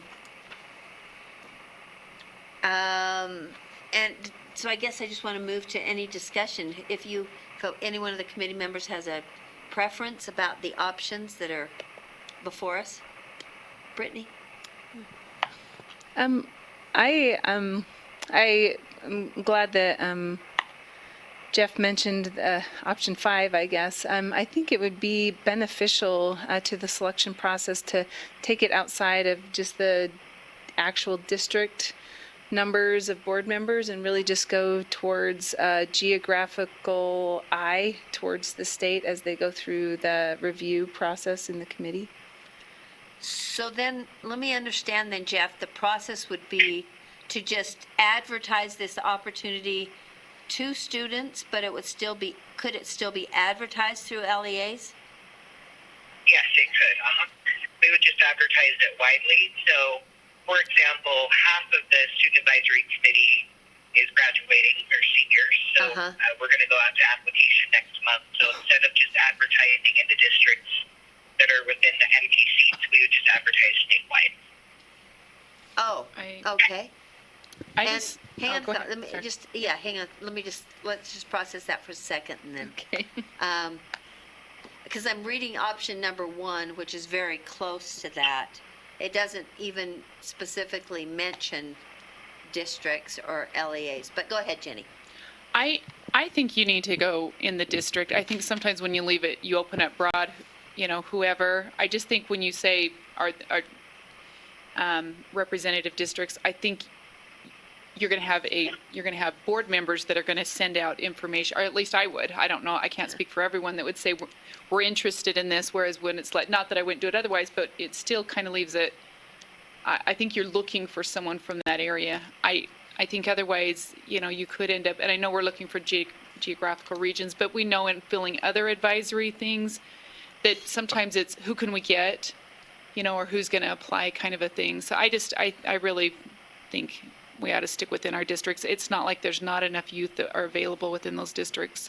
So then, that's do what I think. you prefer any of the options that are on the table? Or I'm looking at the option 1 or 3 as kind of where I'm looking now. I'm still reading over them a little bit. I've gone over them before, but yeah. Do you have strong feelings, Jeff, having met with this group a few times? Do you have any strong feelings about how to strengthen this group and its work? In terms of the selection process, not Yes. necessarily. The one thing that I do like to stress is trying to make sure we get different kinds of students. We don't want a committee full of student body presidents because that will give you only one experience and one lens. We really want to make sure we're trying to get diverse students in terms of their experiences so we can understand, the lens of education through the average student or the at-risk student, the homeless student, and trying to incorporate those things. But the selection process, as is, whether it's district or not district, in terms of the state school board districts, wouldn't really impact that. Those would be things we're already looking for. Right. Thanks.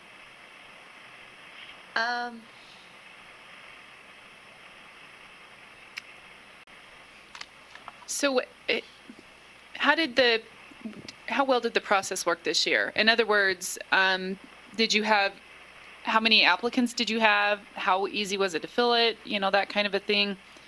Sure. What I don't see I didn't see the rubric on here, but maybe am I missing it? I mean, what are we saying counts as qualifications? Sure.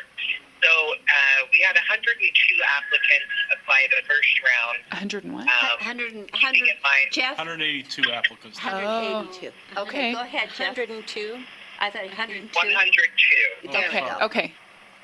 Go ahead, Jeff. So we had 102 applicants. Keeping in mind this was the first year, and so all 15 seats were open. So whether or not we'd have 100 or half the amount of seats, because we were staggering half up every year. So in terms of the selection process, what we did is we took internal staff and we just divided the applications by their board member district.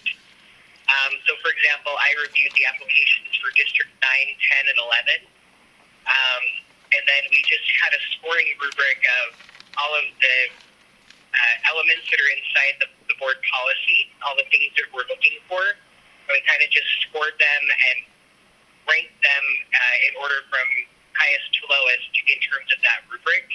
And then the number one recommendation.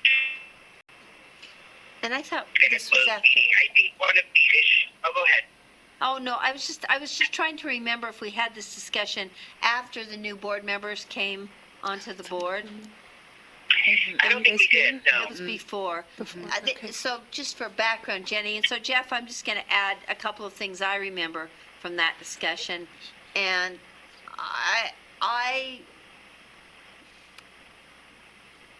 I'm trying to think how to say this.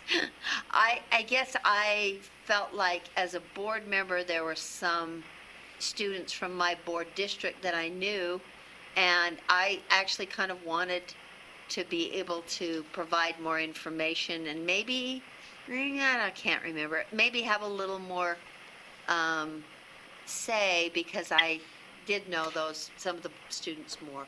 And so that was the reason that that we're discussing how to do this again. We're not just filling those positions. Okay. And other board members had some similar feelings, some had some different feelings. Brittany?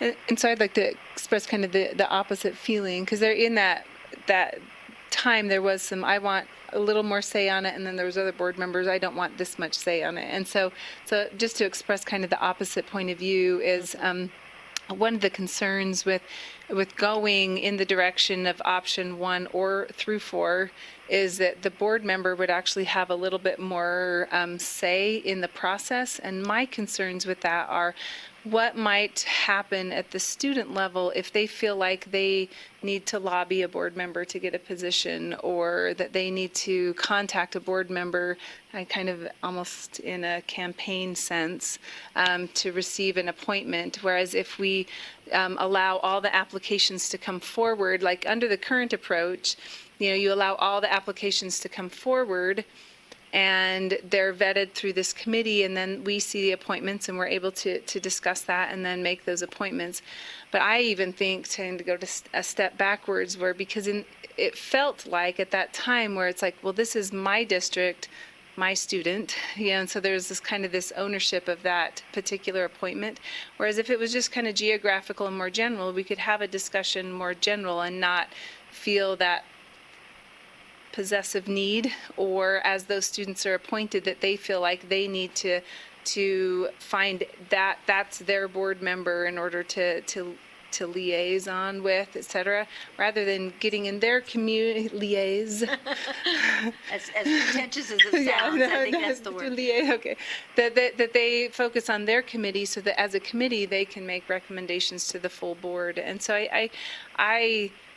I would even like to step, even farther in the other direction and go of a more geographical route, so that we as board members don't kind of get that, well, this is my student, and so I have, this say, or I have input, or I'm going to direct them, or anything like that, but that we kind of make it more broad and allow them to be their committee and listen and to learn from them. So. Okay.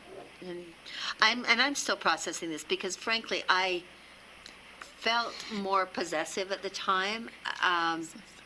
After watching it, I think I was more persuaded of the desire to not be possessive, where I did feel like what I would have liked to have happened was to have received the information sooner, so that I could have researched, or because I don't think all students.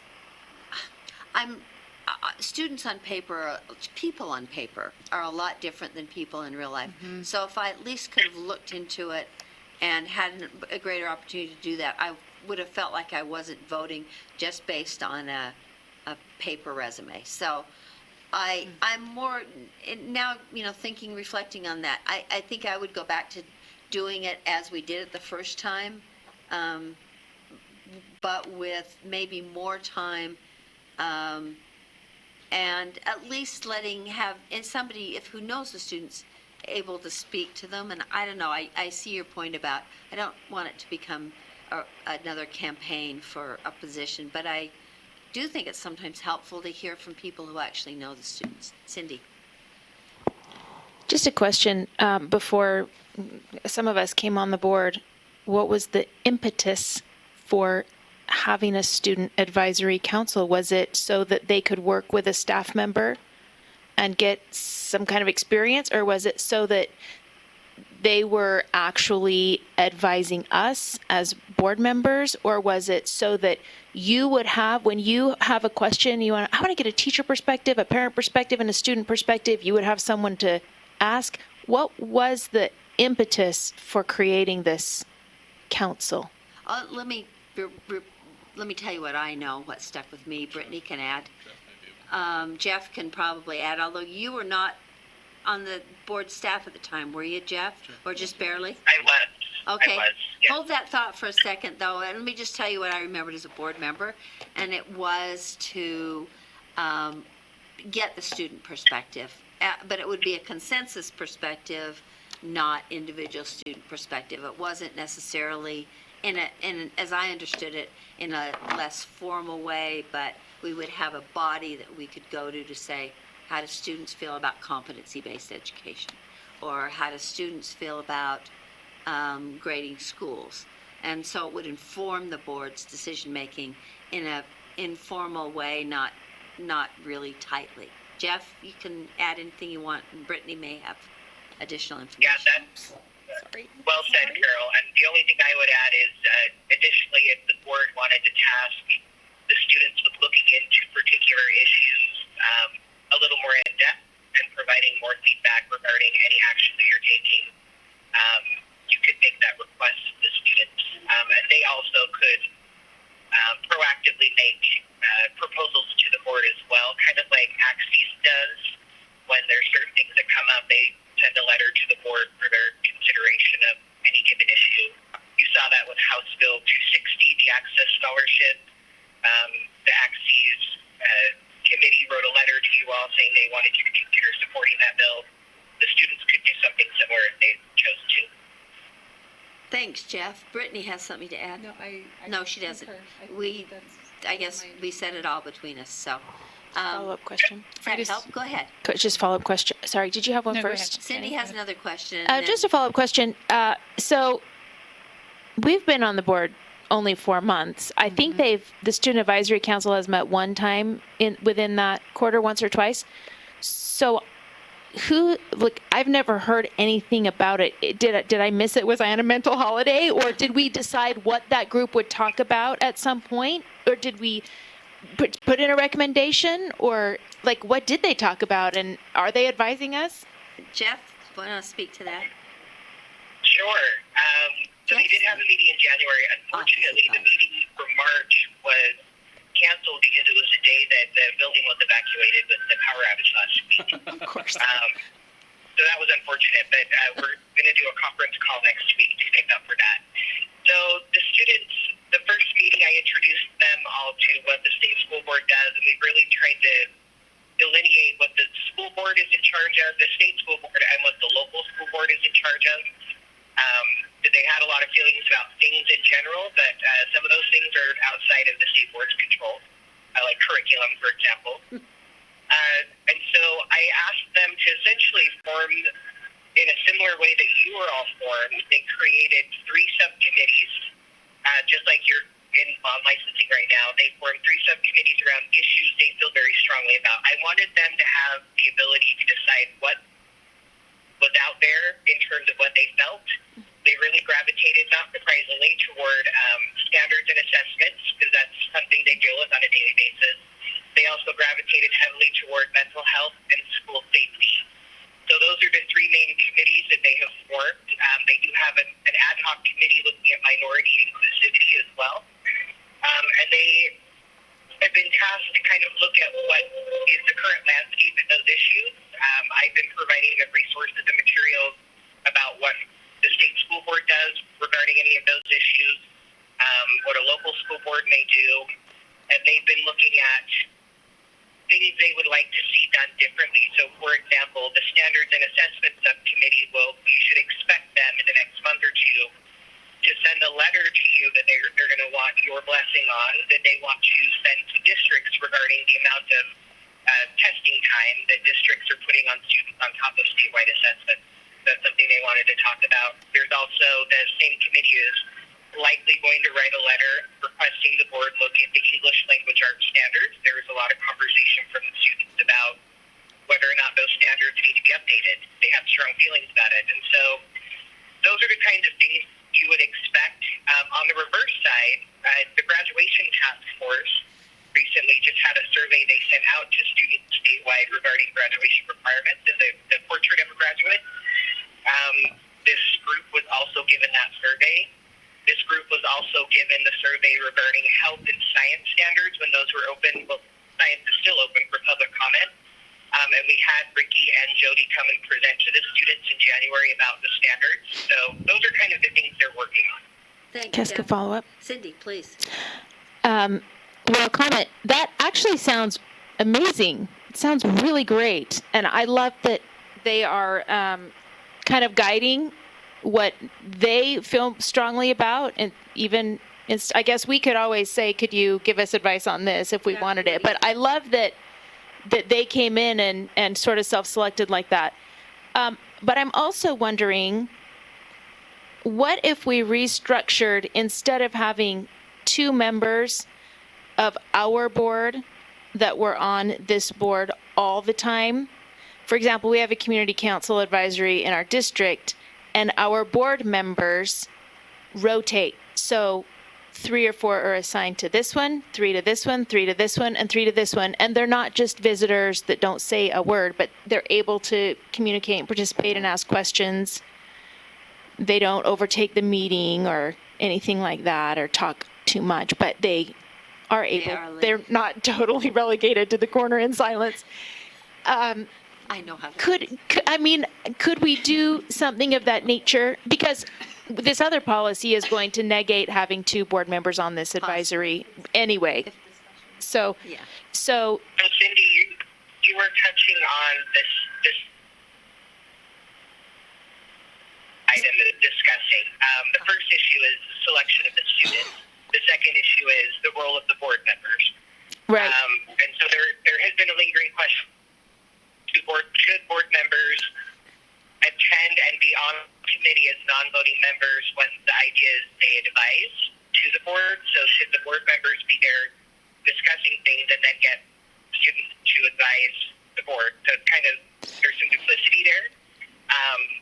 And that's the second element of this discussion is whether or not board members need to do that or if they just attend generally. Can I make it? Please. I guess I can see a slippery slope where we may want to counsel as old sage adults. We may slip into a role of counseling these young people instead of truly, and then that would be giving an illusion of freedom that's not really there. I can see how we could slip into that. I mean, I'd guess I'd be okay with just being a visitor and listening in, but I can kind of see both sides. And Jenny, you had a comment. Go ahead. Yeah. Okay. So I'm just trying to think through and process this. First of all, I'd like to see the rubric because was it based on the youth handed in this form? Is that correct? And then based on the information on the form, the rubric was filled out, or were there interviews carried out? Jeff? Just the form. I couldn't quite hear that. Could you repeat it again? Oh, She said she doesn't have the rubric for the for our decision making, and I don't remember if there's a rubric or not. But she also wondered primarily if there were interviews or if the board members made decisions based on on the paper resume or application. Yes, and when I get into the office, I'm not too far from you guys. I can send you the form that we used for the grading rubric. It was very basic. And you are correct. There was no interview process. It was strictly done from paper. So, and with the selection committee going through that, there were things, I will say candidly, in the closed session where some of the board members said, oh, I know this student, and, this is things going on in that student's family, and it's like, oh, but the student did not tell us that. That actually been really helpful to know because that might have influenced a decision on whether or not to select one student over the other. So we are going to be retweaking the application as well to see if we can capture more of the information, but you are correct. It was strictly done off of a form and a resume type of situation. Okay. I'm just going to kind of throw out my thoughts and then we can do whatever. But I think there is some value in, you want to do a general. We don't want to interview 102 students, right? So narrowing it down. But I think there is value in either carrying on a phone dialogue or some other dialogue with individuals, because I just think you're going to get a clearer picture of the individual, however that's done. I also believe, yes, we want youth input. I also think, though, that there is an element, because we are talking about youth, an element of mentoring. Now, that's different than lecturing or,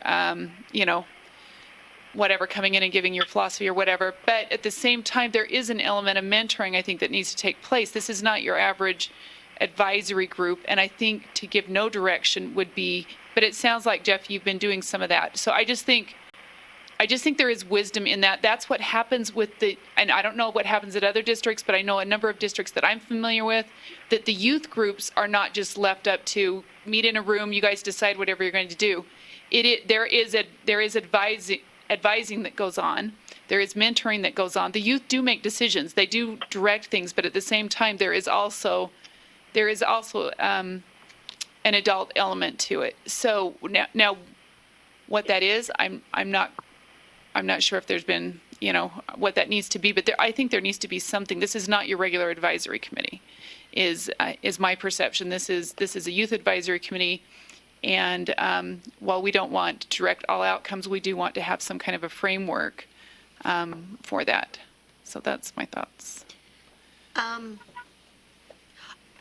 I want to add, and then it looks like we have a couple more questions, and then maybe we'll make a decision on this. But I really like Cindy's idea of, and maybe I won't even say maybe, it's definitely a selfish idea where I, as a board member, would like to visit, and I would like to only visit and not be, I can't quite get into the mentoring idea in this kind of a situation, but I would like to visit and hear these students' perspective and hear their discussion. And I think every board member would probably appreciate that opportunity, which leads me kind of back to making a suggestion, and then we can hear other comments. But I'm kind of inclined to go with option number one, which I didn't think I would, but even last night. But go with option number one, with the addition that the board members can get in the students' applications earlier, so that we can do additional recon or research, call it what you want, so that we can make more informed decisions.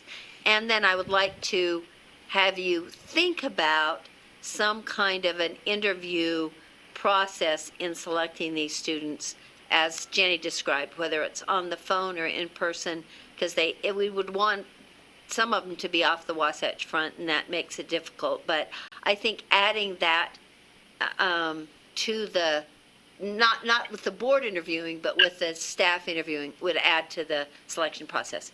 Brittany. I would like to see us maybe stay with our current approach with some of the added information that you suggested, Board Member Lear, where we have a little bit more information to us available, but that we are using the same selection committee review that we experienced this last time. So my thoughts would be current approach with a little bit of additional information available to board members prior to that selection day. And then as far as board member participation, Maybe that's a different discussion, or did you want to? Well, it's all part of this policy. Right. And so do we want to just maybe as a group, maybe vote in a direction so that they can come back with the policy worded based on the approach that we would like to see happen as a committee, what we recommend? Is that what we're thinking? Or do we want to pass the policy today? Which would be more helpful to you, Jeff, if you could have a chance to incorporate some of the discussion points we've had and bring it back to us next month, and we could have a shorter discussion, or would you prefer us just passing something right now and go with that? What do you think? I would say the one thing to keep in mind is it is April, and my goal is to get the application out next week to fill those spots that are going to be graduating. Yeah. So a decision sooner rather than later would be preferred. Well, and the problem we have is we can't, even if we pass it today, even if we were to pass option one today, you really couldn't do anything you're talking about doing until the board meets next time. Correct. We could collect applications, but we wouldn't be able to act on them until the May board meeting.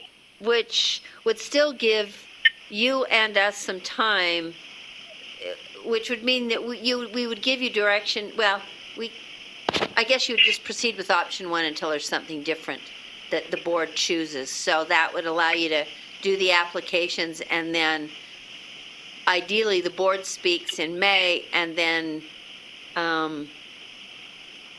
you'd be choosing the end of May, maybe, from the applications you've received. Would that work?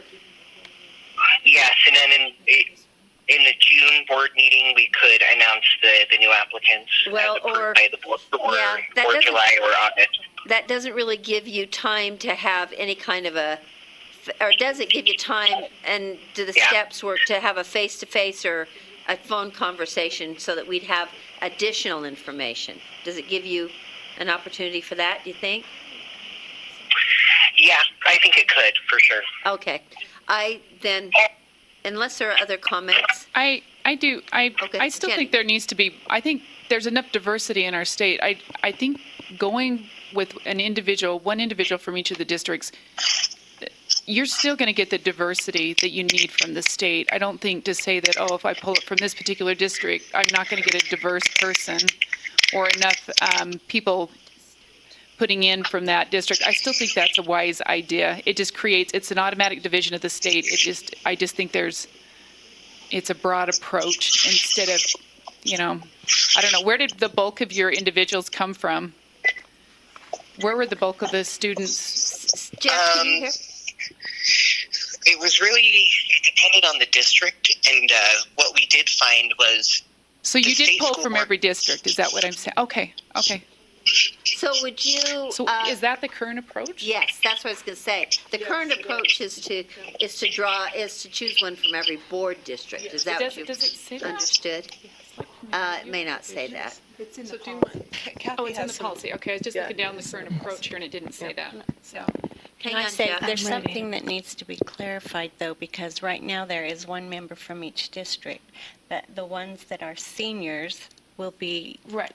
going on. So And that- so those that- districts would be- That matters is if we're going to stick be with those re-upped. districts, or They'd if we're be going re-upped. to regional. From those districts. Yeah, I think that's the way I think you do the district. I'm sorry, it just didn't sit in the current approach that's outlined here and I kept going. Okay. So let's try this to get us, or Cindy, do you have something else? Do we have a motion on the table already? I'd like to make a motion that we stay with the current approach. Thank you. And I would like to amend that. Can I amend your motion? I would like to amend the motion to say, I would also like to see if there's a way. Oh, good. Hi, Jeff. Welcome to the. Come and sit at the table, please. And your name is? In person? Jeffrey Van Holten, Policy Advisor for the Board. Thank you. So we just had a motion made by Board Member Davis that we would stay with option one. And I was just about to say I would, the current approach, not option one. The current approach, and I would just like to add that I would like you to add a component of some kind of interview so that board members, when you provide information to board members in your recommendations, it could include having met with or visited with the ones that information would be included. And that's the addition I'd make. Are you okay about that? Just depends how many applicants they get and how much time that would I take. think you'd screen narrow it first. down to like 2 from each district and then it's Yeah, 10, yeah. 15 minutes. I don't think That's you're fine. talking an hour. I'll leave the screening to you. I'm thinking of the Teacher of the Year approach, where we get 100 applications and then we screen it down to 10 and then we interview 10. And I'm thinking I'll leave that to your discretion. Which will be what, 7 a year?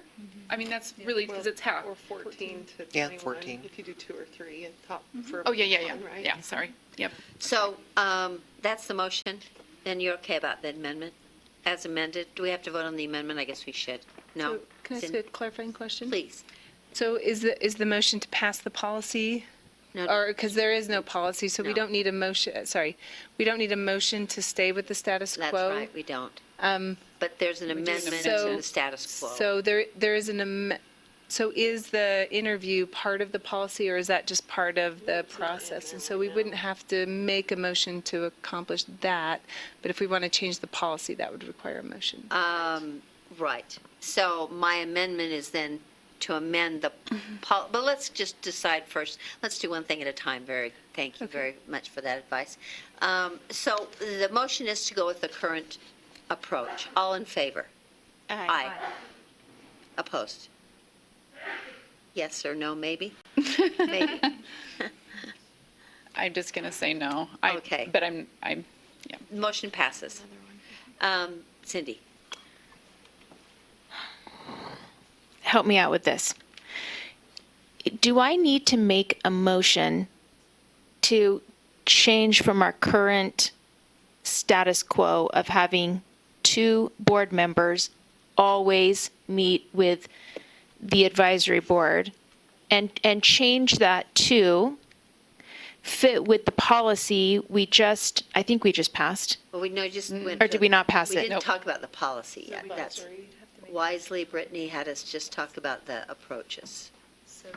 So. Is that policy specific to the student advisory, or is that?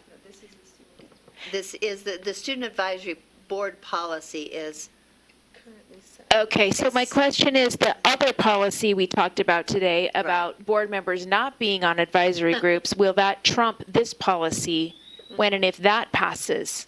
not if we don't want it to, we can say notwithstanding policy 5001, we Okay. can do X, Y, Z. Okay, so. Not in here. So No. regardless of whether the other one passes, for this particular policy,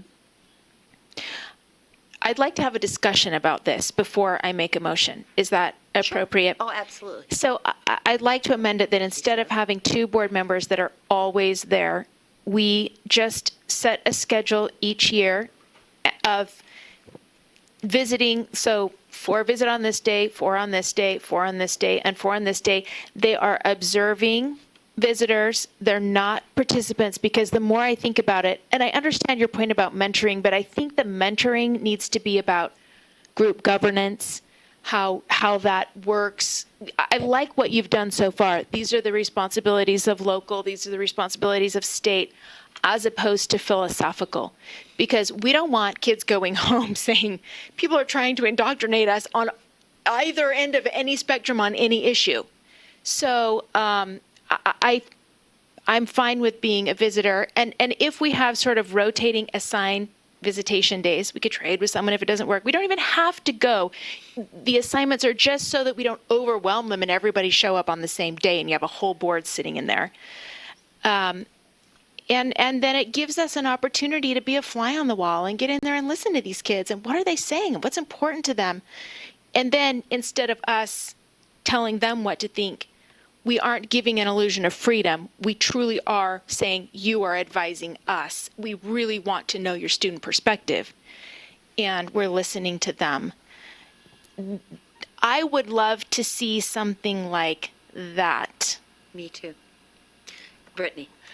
Yeah, and I agree with you entirely. And so it's just, I think it's how we want to word it or organize it, because currently in our other policy that we just talked about, we have the ability to attend. In fact, I went to the January meeting, I think, and just sat in the corner.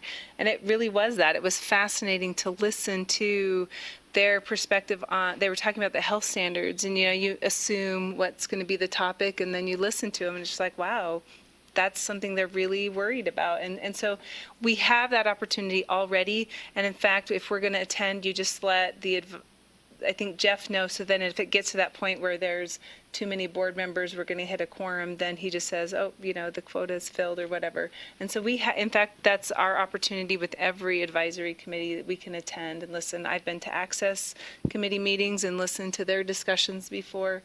And so we have that opportunity.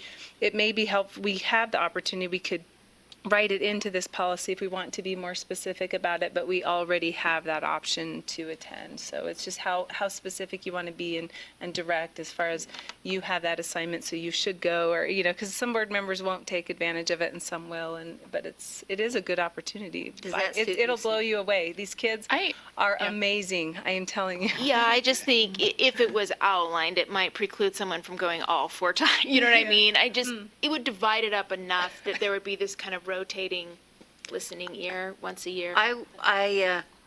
So that would be a change to the policy, which was not on our agenda? I don't remember.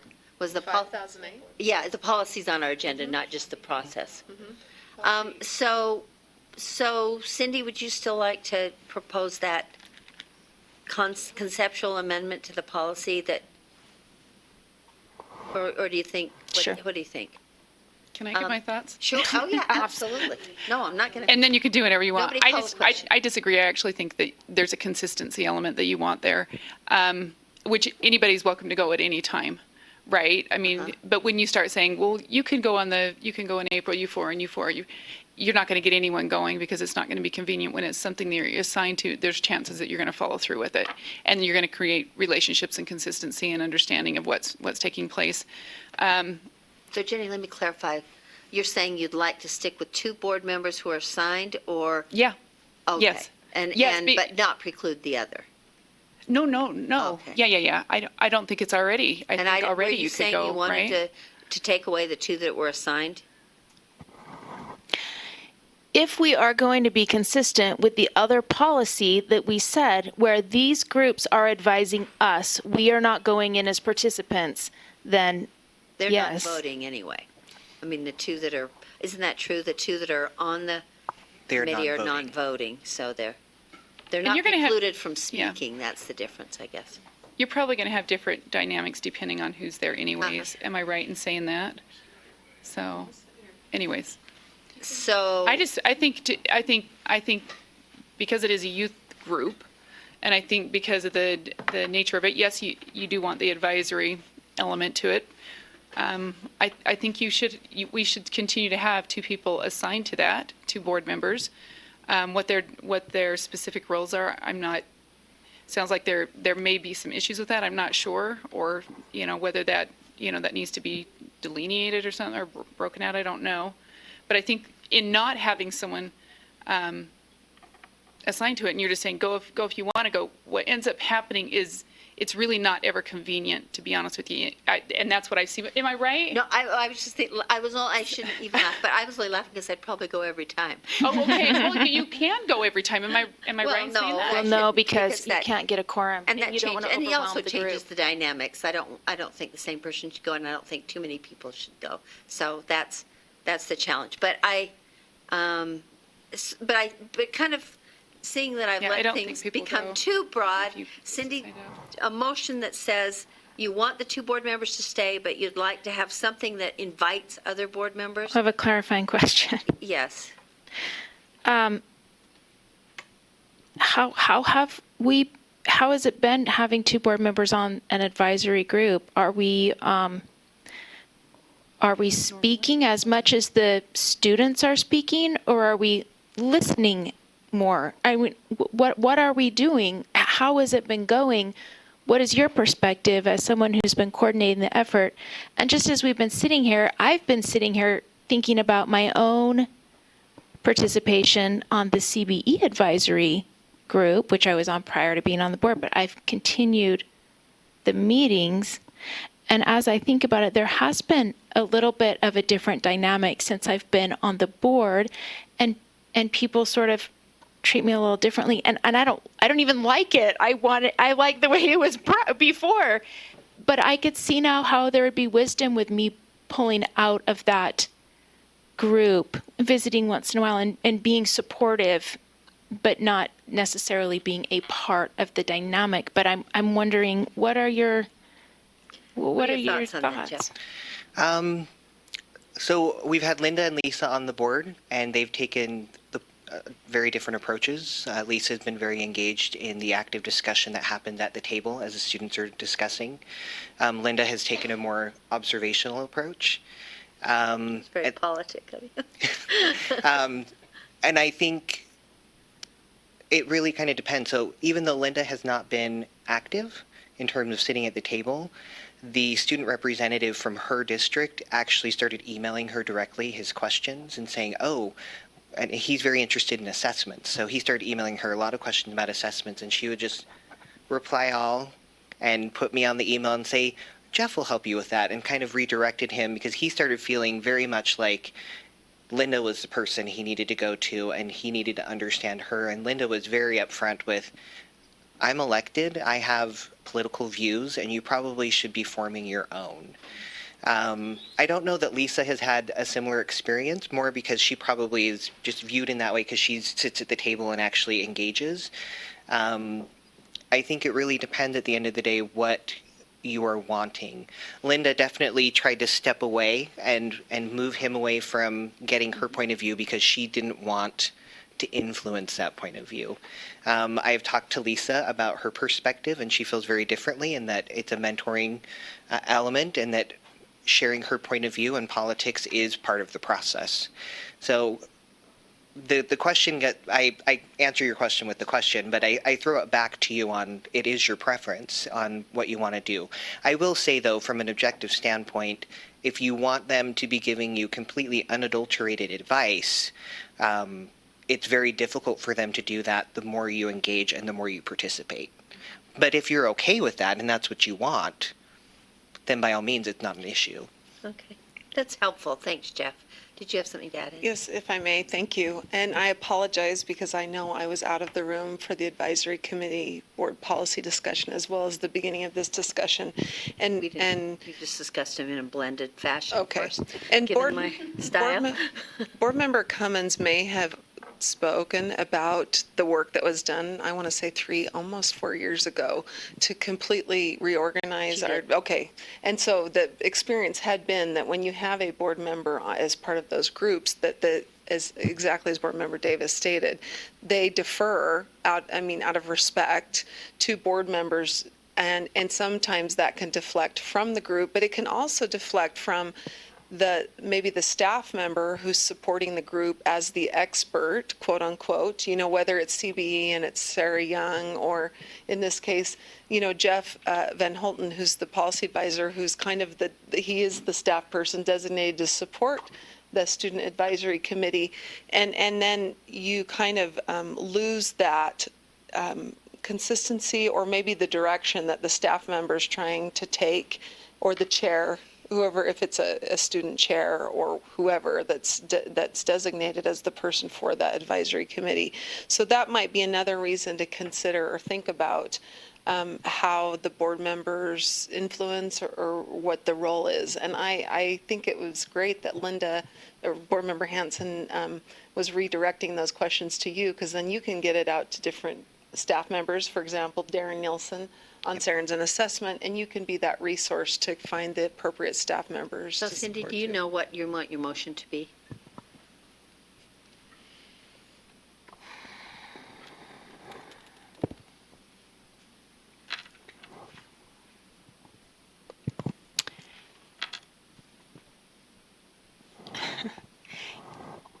I'm just wondering. I'm not trying to put you on the spot. Yeah, If you wanna... and I'm wondering if there is some type of a little bit of a middle ground where it's not like, you can't say anything at all, but you're not. Can't say anything nice. Don't say anything at all.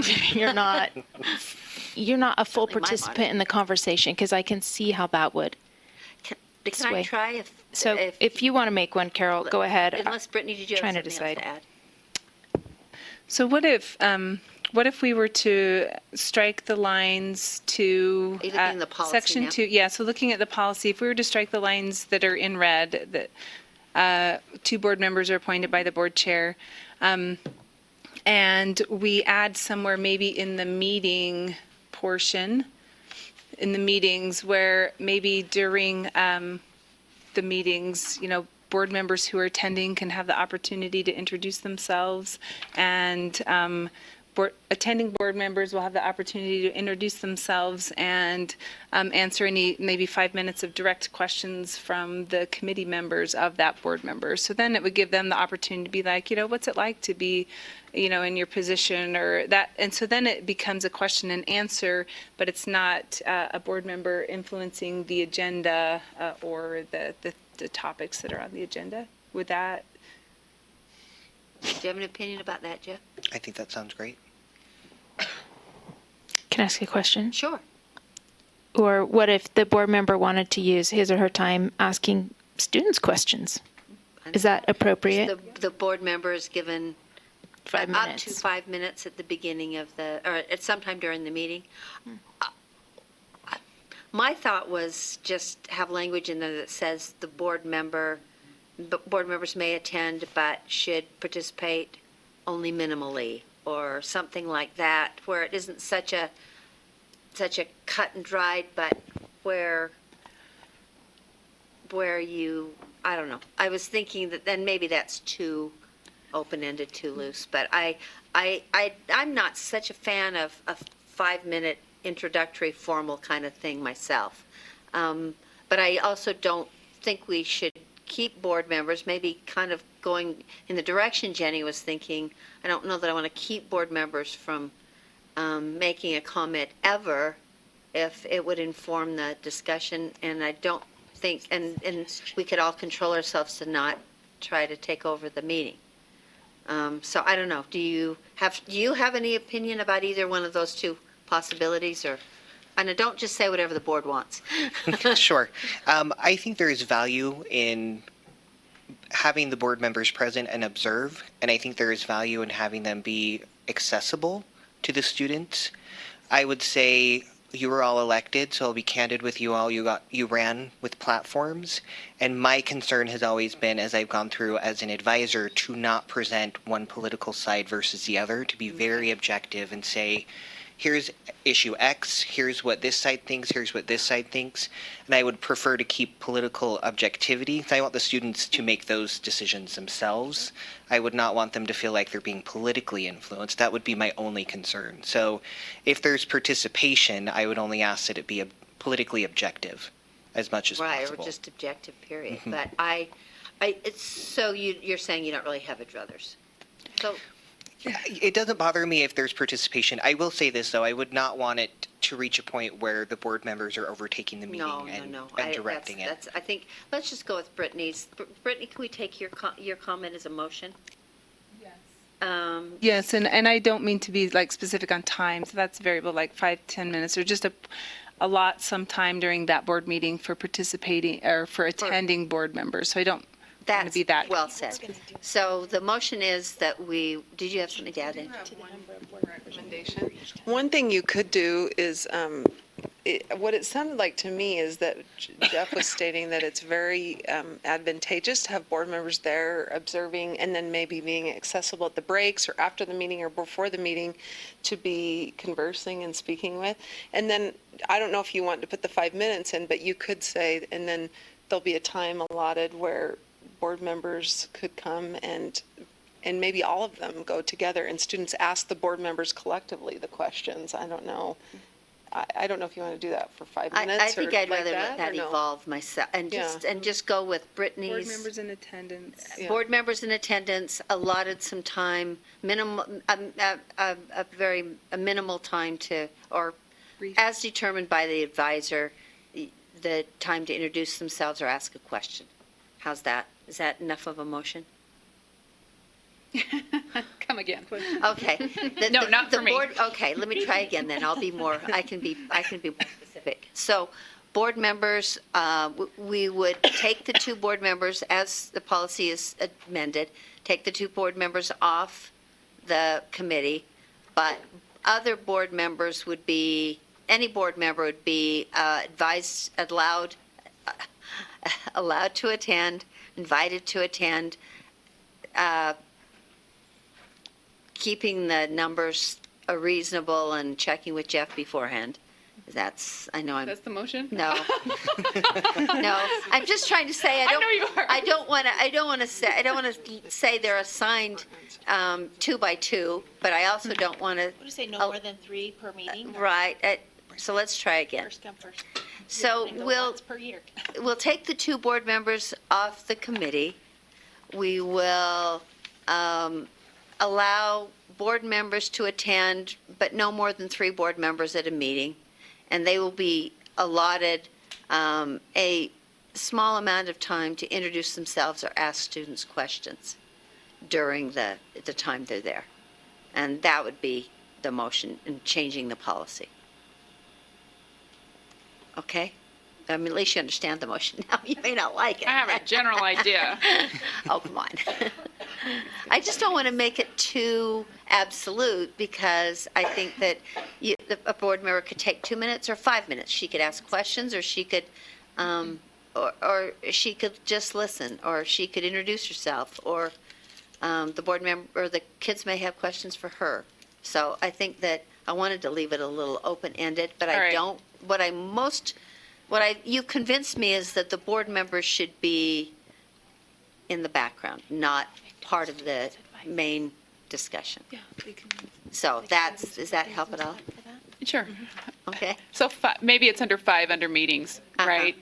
Under 5, you would put something like, and I didn't write this out, but And I didn't. obviously. yeah, so under 5, it would be board members may attend, and I don't know if you've got to put a number on it. I don't know if that's I would say- necessary. Something about time, at the conclusion, time will be allowed for question answer. I don't know. Is that going in the right direction? What I would like to do is just leave. Maybe I'm not any better off No, then. it's hard to flesh out, but I would leave it to Jeff to flesh out, but he understands the concept of what we're saying, and we would take the 2 board members off officially off the committee. Is that clear enough for you to Yes. be able to propose something? So then I move that Linda wants to be policy removed? Linda doesn't want to be on I'm sure this. she's not going to want to be removed, Oh. but we can't. I think she would be fine. Oh, would she? You think? So why don't you pull the language together? Why don't we make the motion next time if we've got to still pull together what we want that to look like? So you want to wait till next month Yeah. to consider Yeah, the and policy? Is that okay? Yep. Yeah. I guess the policy can wait, Sure. can it? Okay, yeah. Yeah, but you can do the that'd be interview great. So part, we don't right? need we don't need a motion, we don't need to, you understand what we're all. We'll bring this generally back saying next to month. you. Yep. Okay, and we'll have the policy come back. What are we waiting for Sorry. again? I was going to say, or we could vote on the general language that can be incorporated for the discussion that would happen at the full board meeting. And if we had any concerns before that came up, we could say, oh, that's not what we meant, and we could pull it. Or, Are you okay with that, Jenny? so that way it would Yeah, just I'm go to not the sure I full- am, but, so I would like to see it beforehand, I think, but.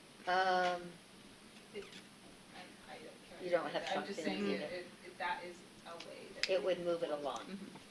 But it's not critical that part's moved along, No, right? The critical part is we're doing the interviewing, right? Right. Am I right in that? That you're, So in deference to a board member, let me propose that this comes back to the committee, and then we won't have to make a motion to that effect. and hopefully we've fleshed it out enough that it And can we be can think about it a little bit and maybe talk to other board members. Are we good now? Yeah. Okay. Thank you, Jeff, Absolutely. for rushing here. And Glad to be back. Everyone from St. George says hello. They were a very active group, so it's good. Okay, thank you. Any other business to come before the committee? Nope. Thank you. All right. Thank you for your participation. Did we ever vote on interviewing? I thought we did. that we kept it the same. Guidance on interviewing. No, we didn't. Oh, we didn't vote. Or you're just going to. We're going. But I thought we were We're gonna, going to try it informally, I think, going to see if we can interview the top 2 to 3 candidates. It doesn't have to be in the policy, Okay. but then we can see If how you it just be goes, part and of it. right? And if you have specific things you'd want me to ask I or don't. vet, I don't. We don't. We don't want to. Let's bring that to the board meeting and we'll discuss that for Sure. half an hour. Right. No, I think you just come up with good questions and then provide us feedback on what you hear in the interviews as well as on paper. great. I think that would be helpful. Did you say you were changing the application process? It would just, You were adding some things? so as I understand, we're going as currently, so it'll be from the districts that have openings. We'll advertise to them starting next week. Right. And we'll try and get those applications collected. Were you adding things to the application? Did I understand that? Were you talking about that? What No. element? We are going to tweak the application. Okay, that's what I Yes, was, yeah, yes. okay. And I will I'm send sorry, that to are you council. tweaking the application? Yes. Let me get the right terminology. Okay, okay. Make minor changes, maybe. What other It verbiages? was Yeah. only done like, what, 5-6 months ago, right? Yeah. It was, yeah. So it's not an old Okay, I application. think All right. are we good still? And we're adjourned? Thank you.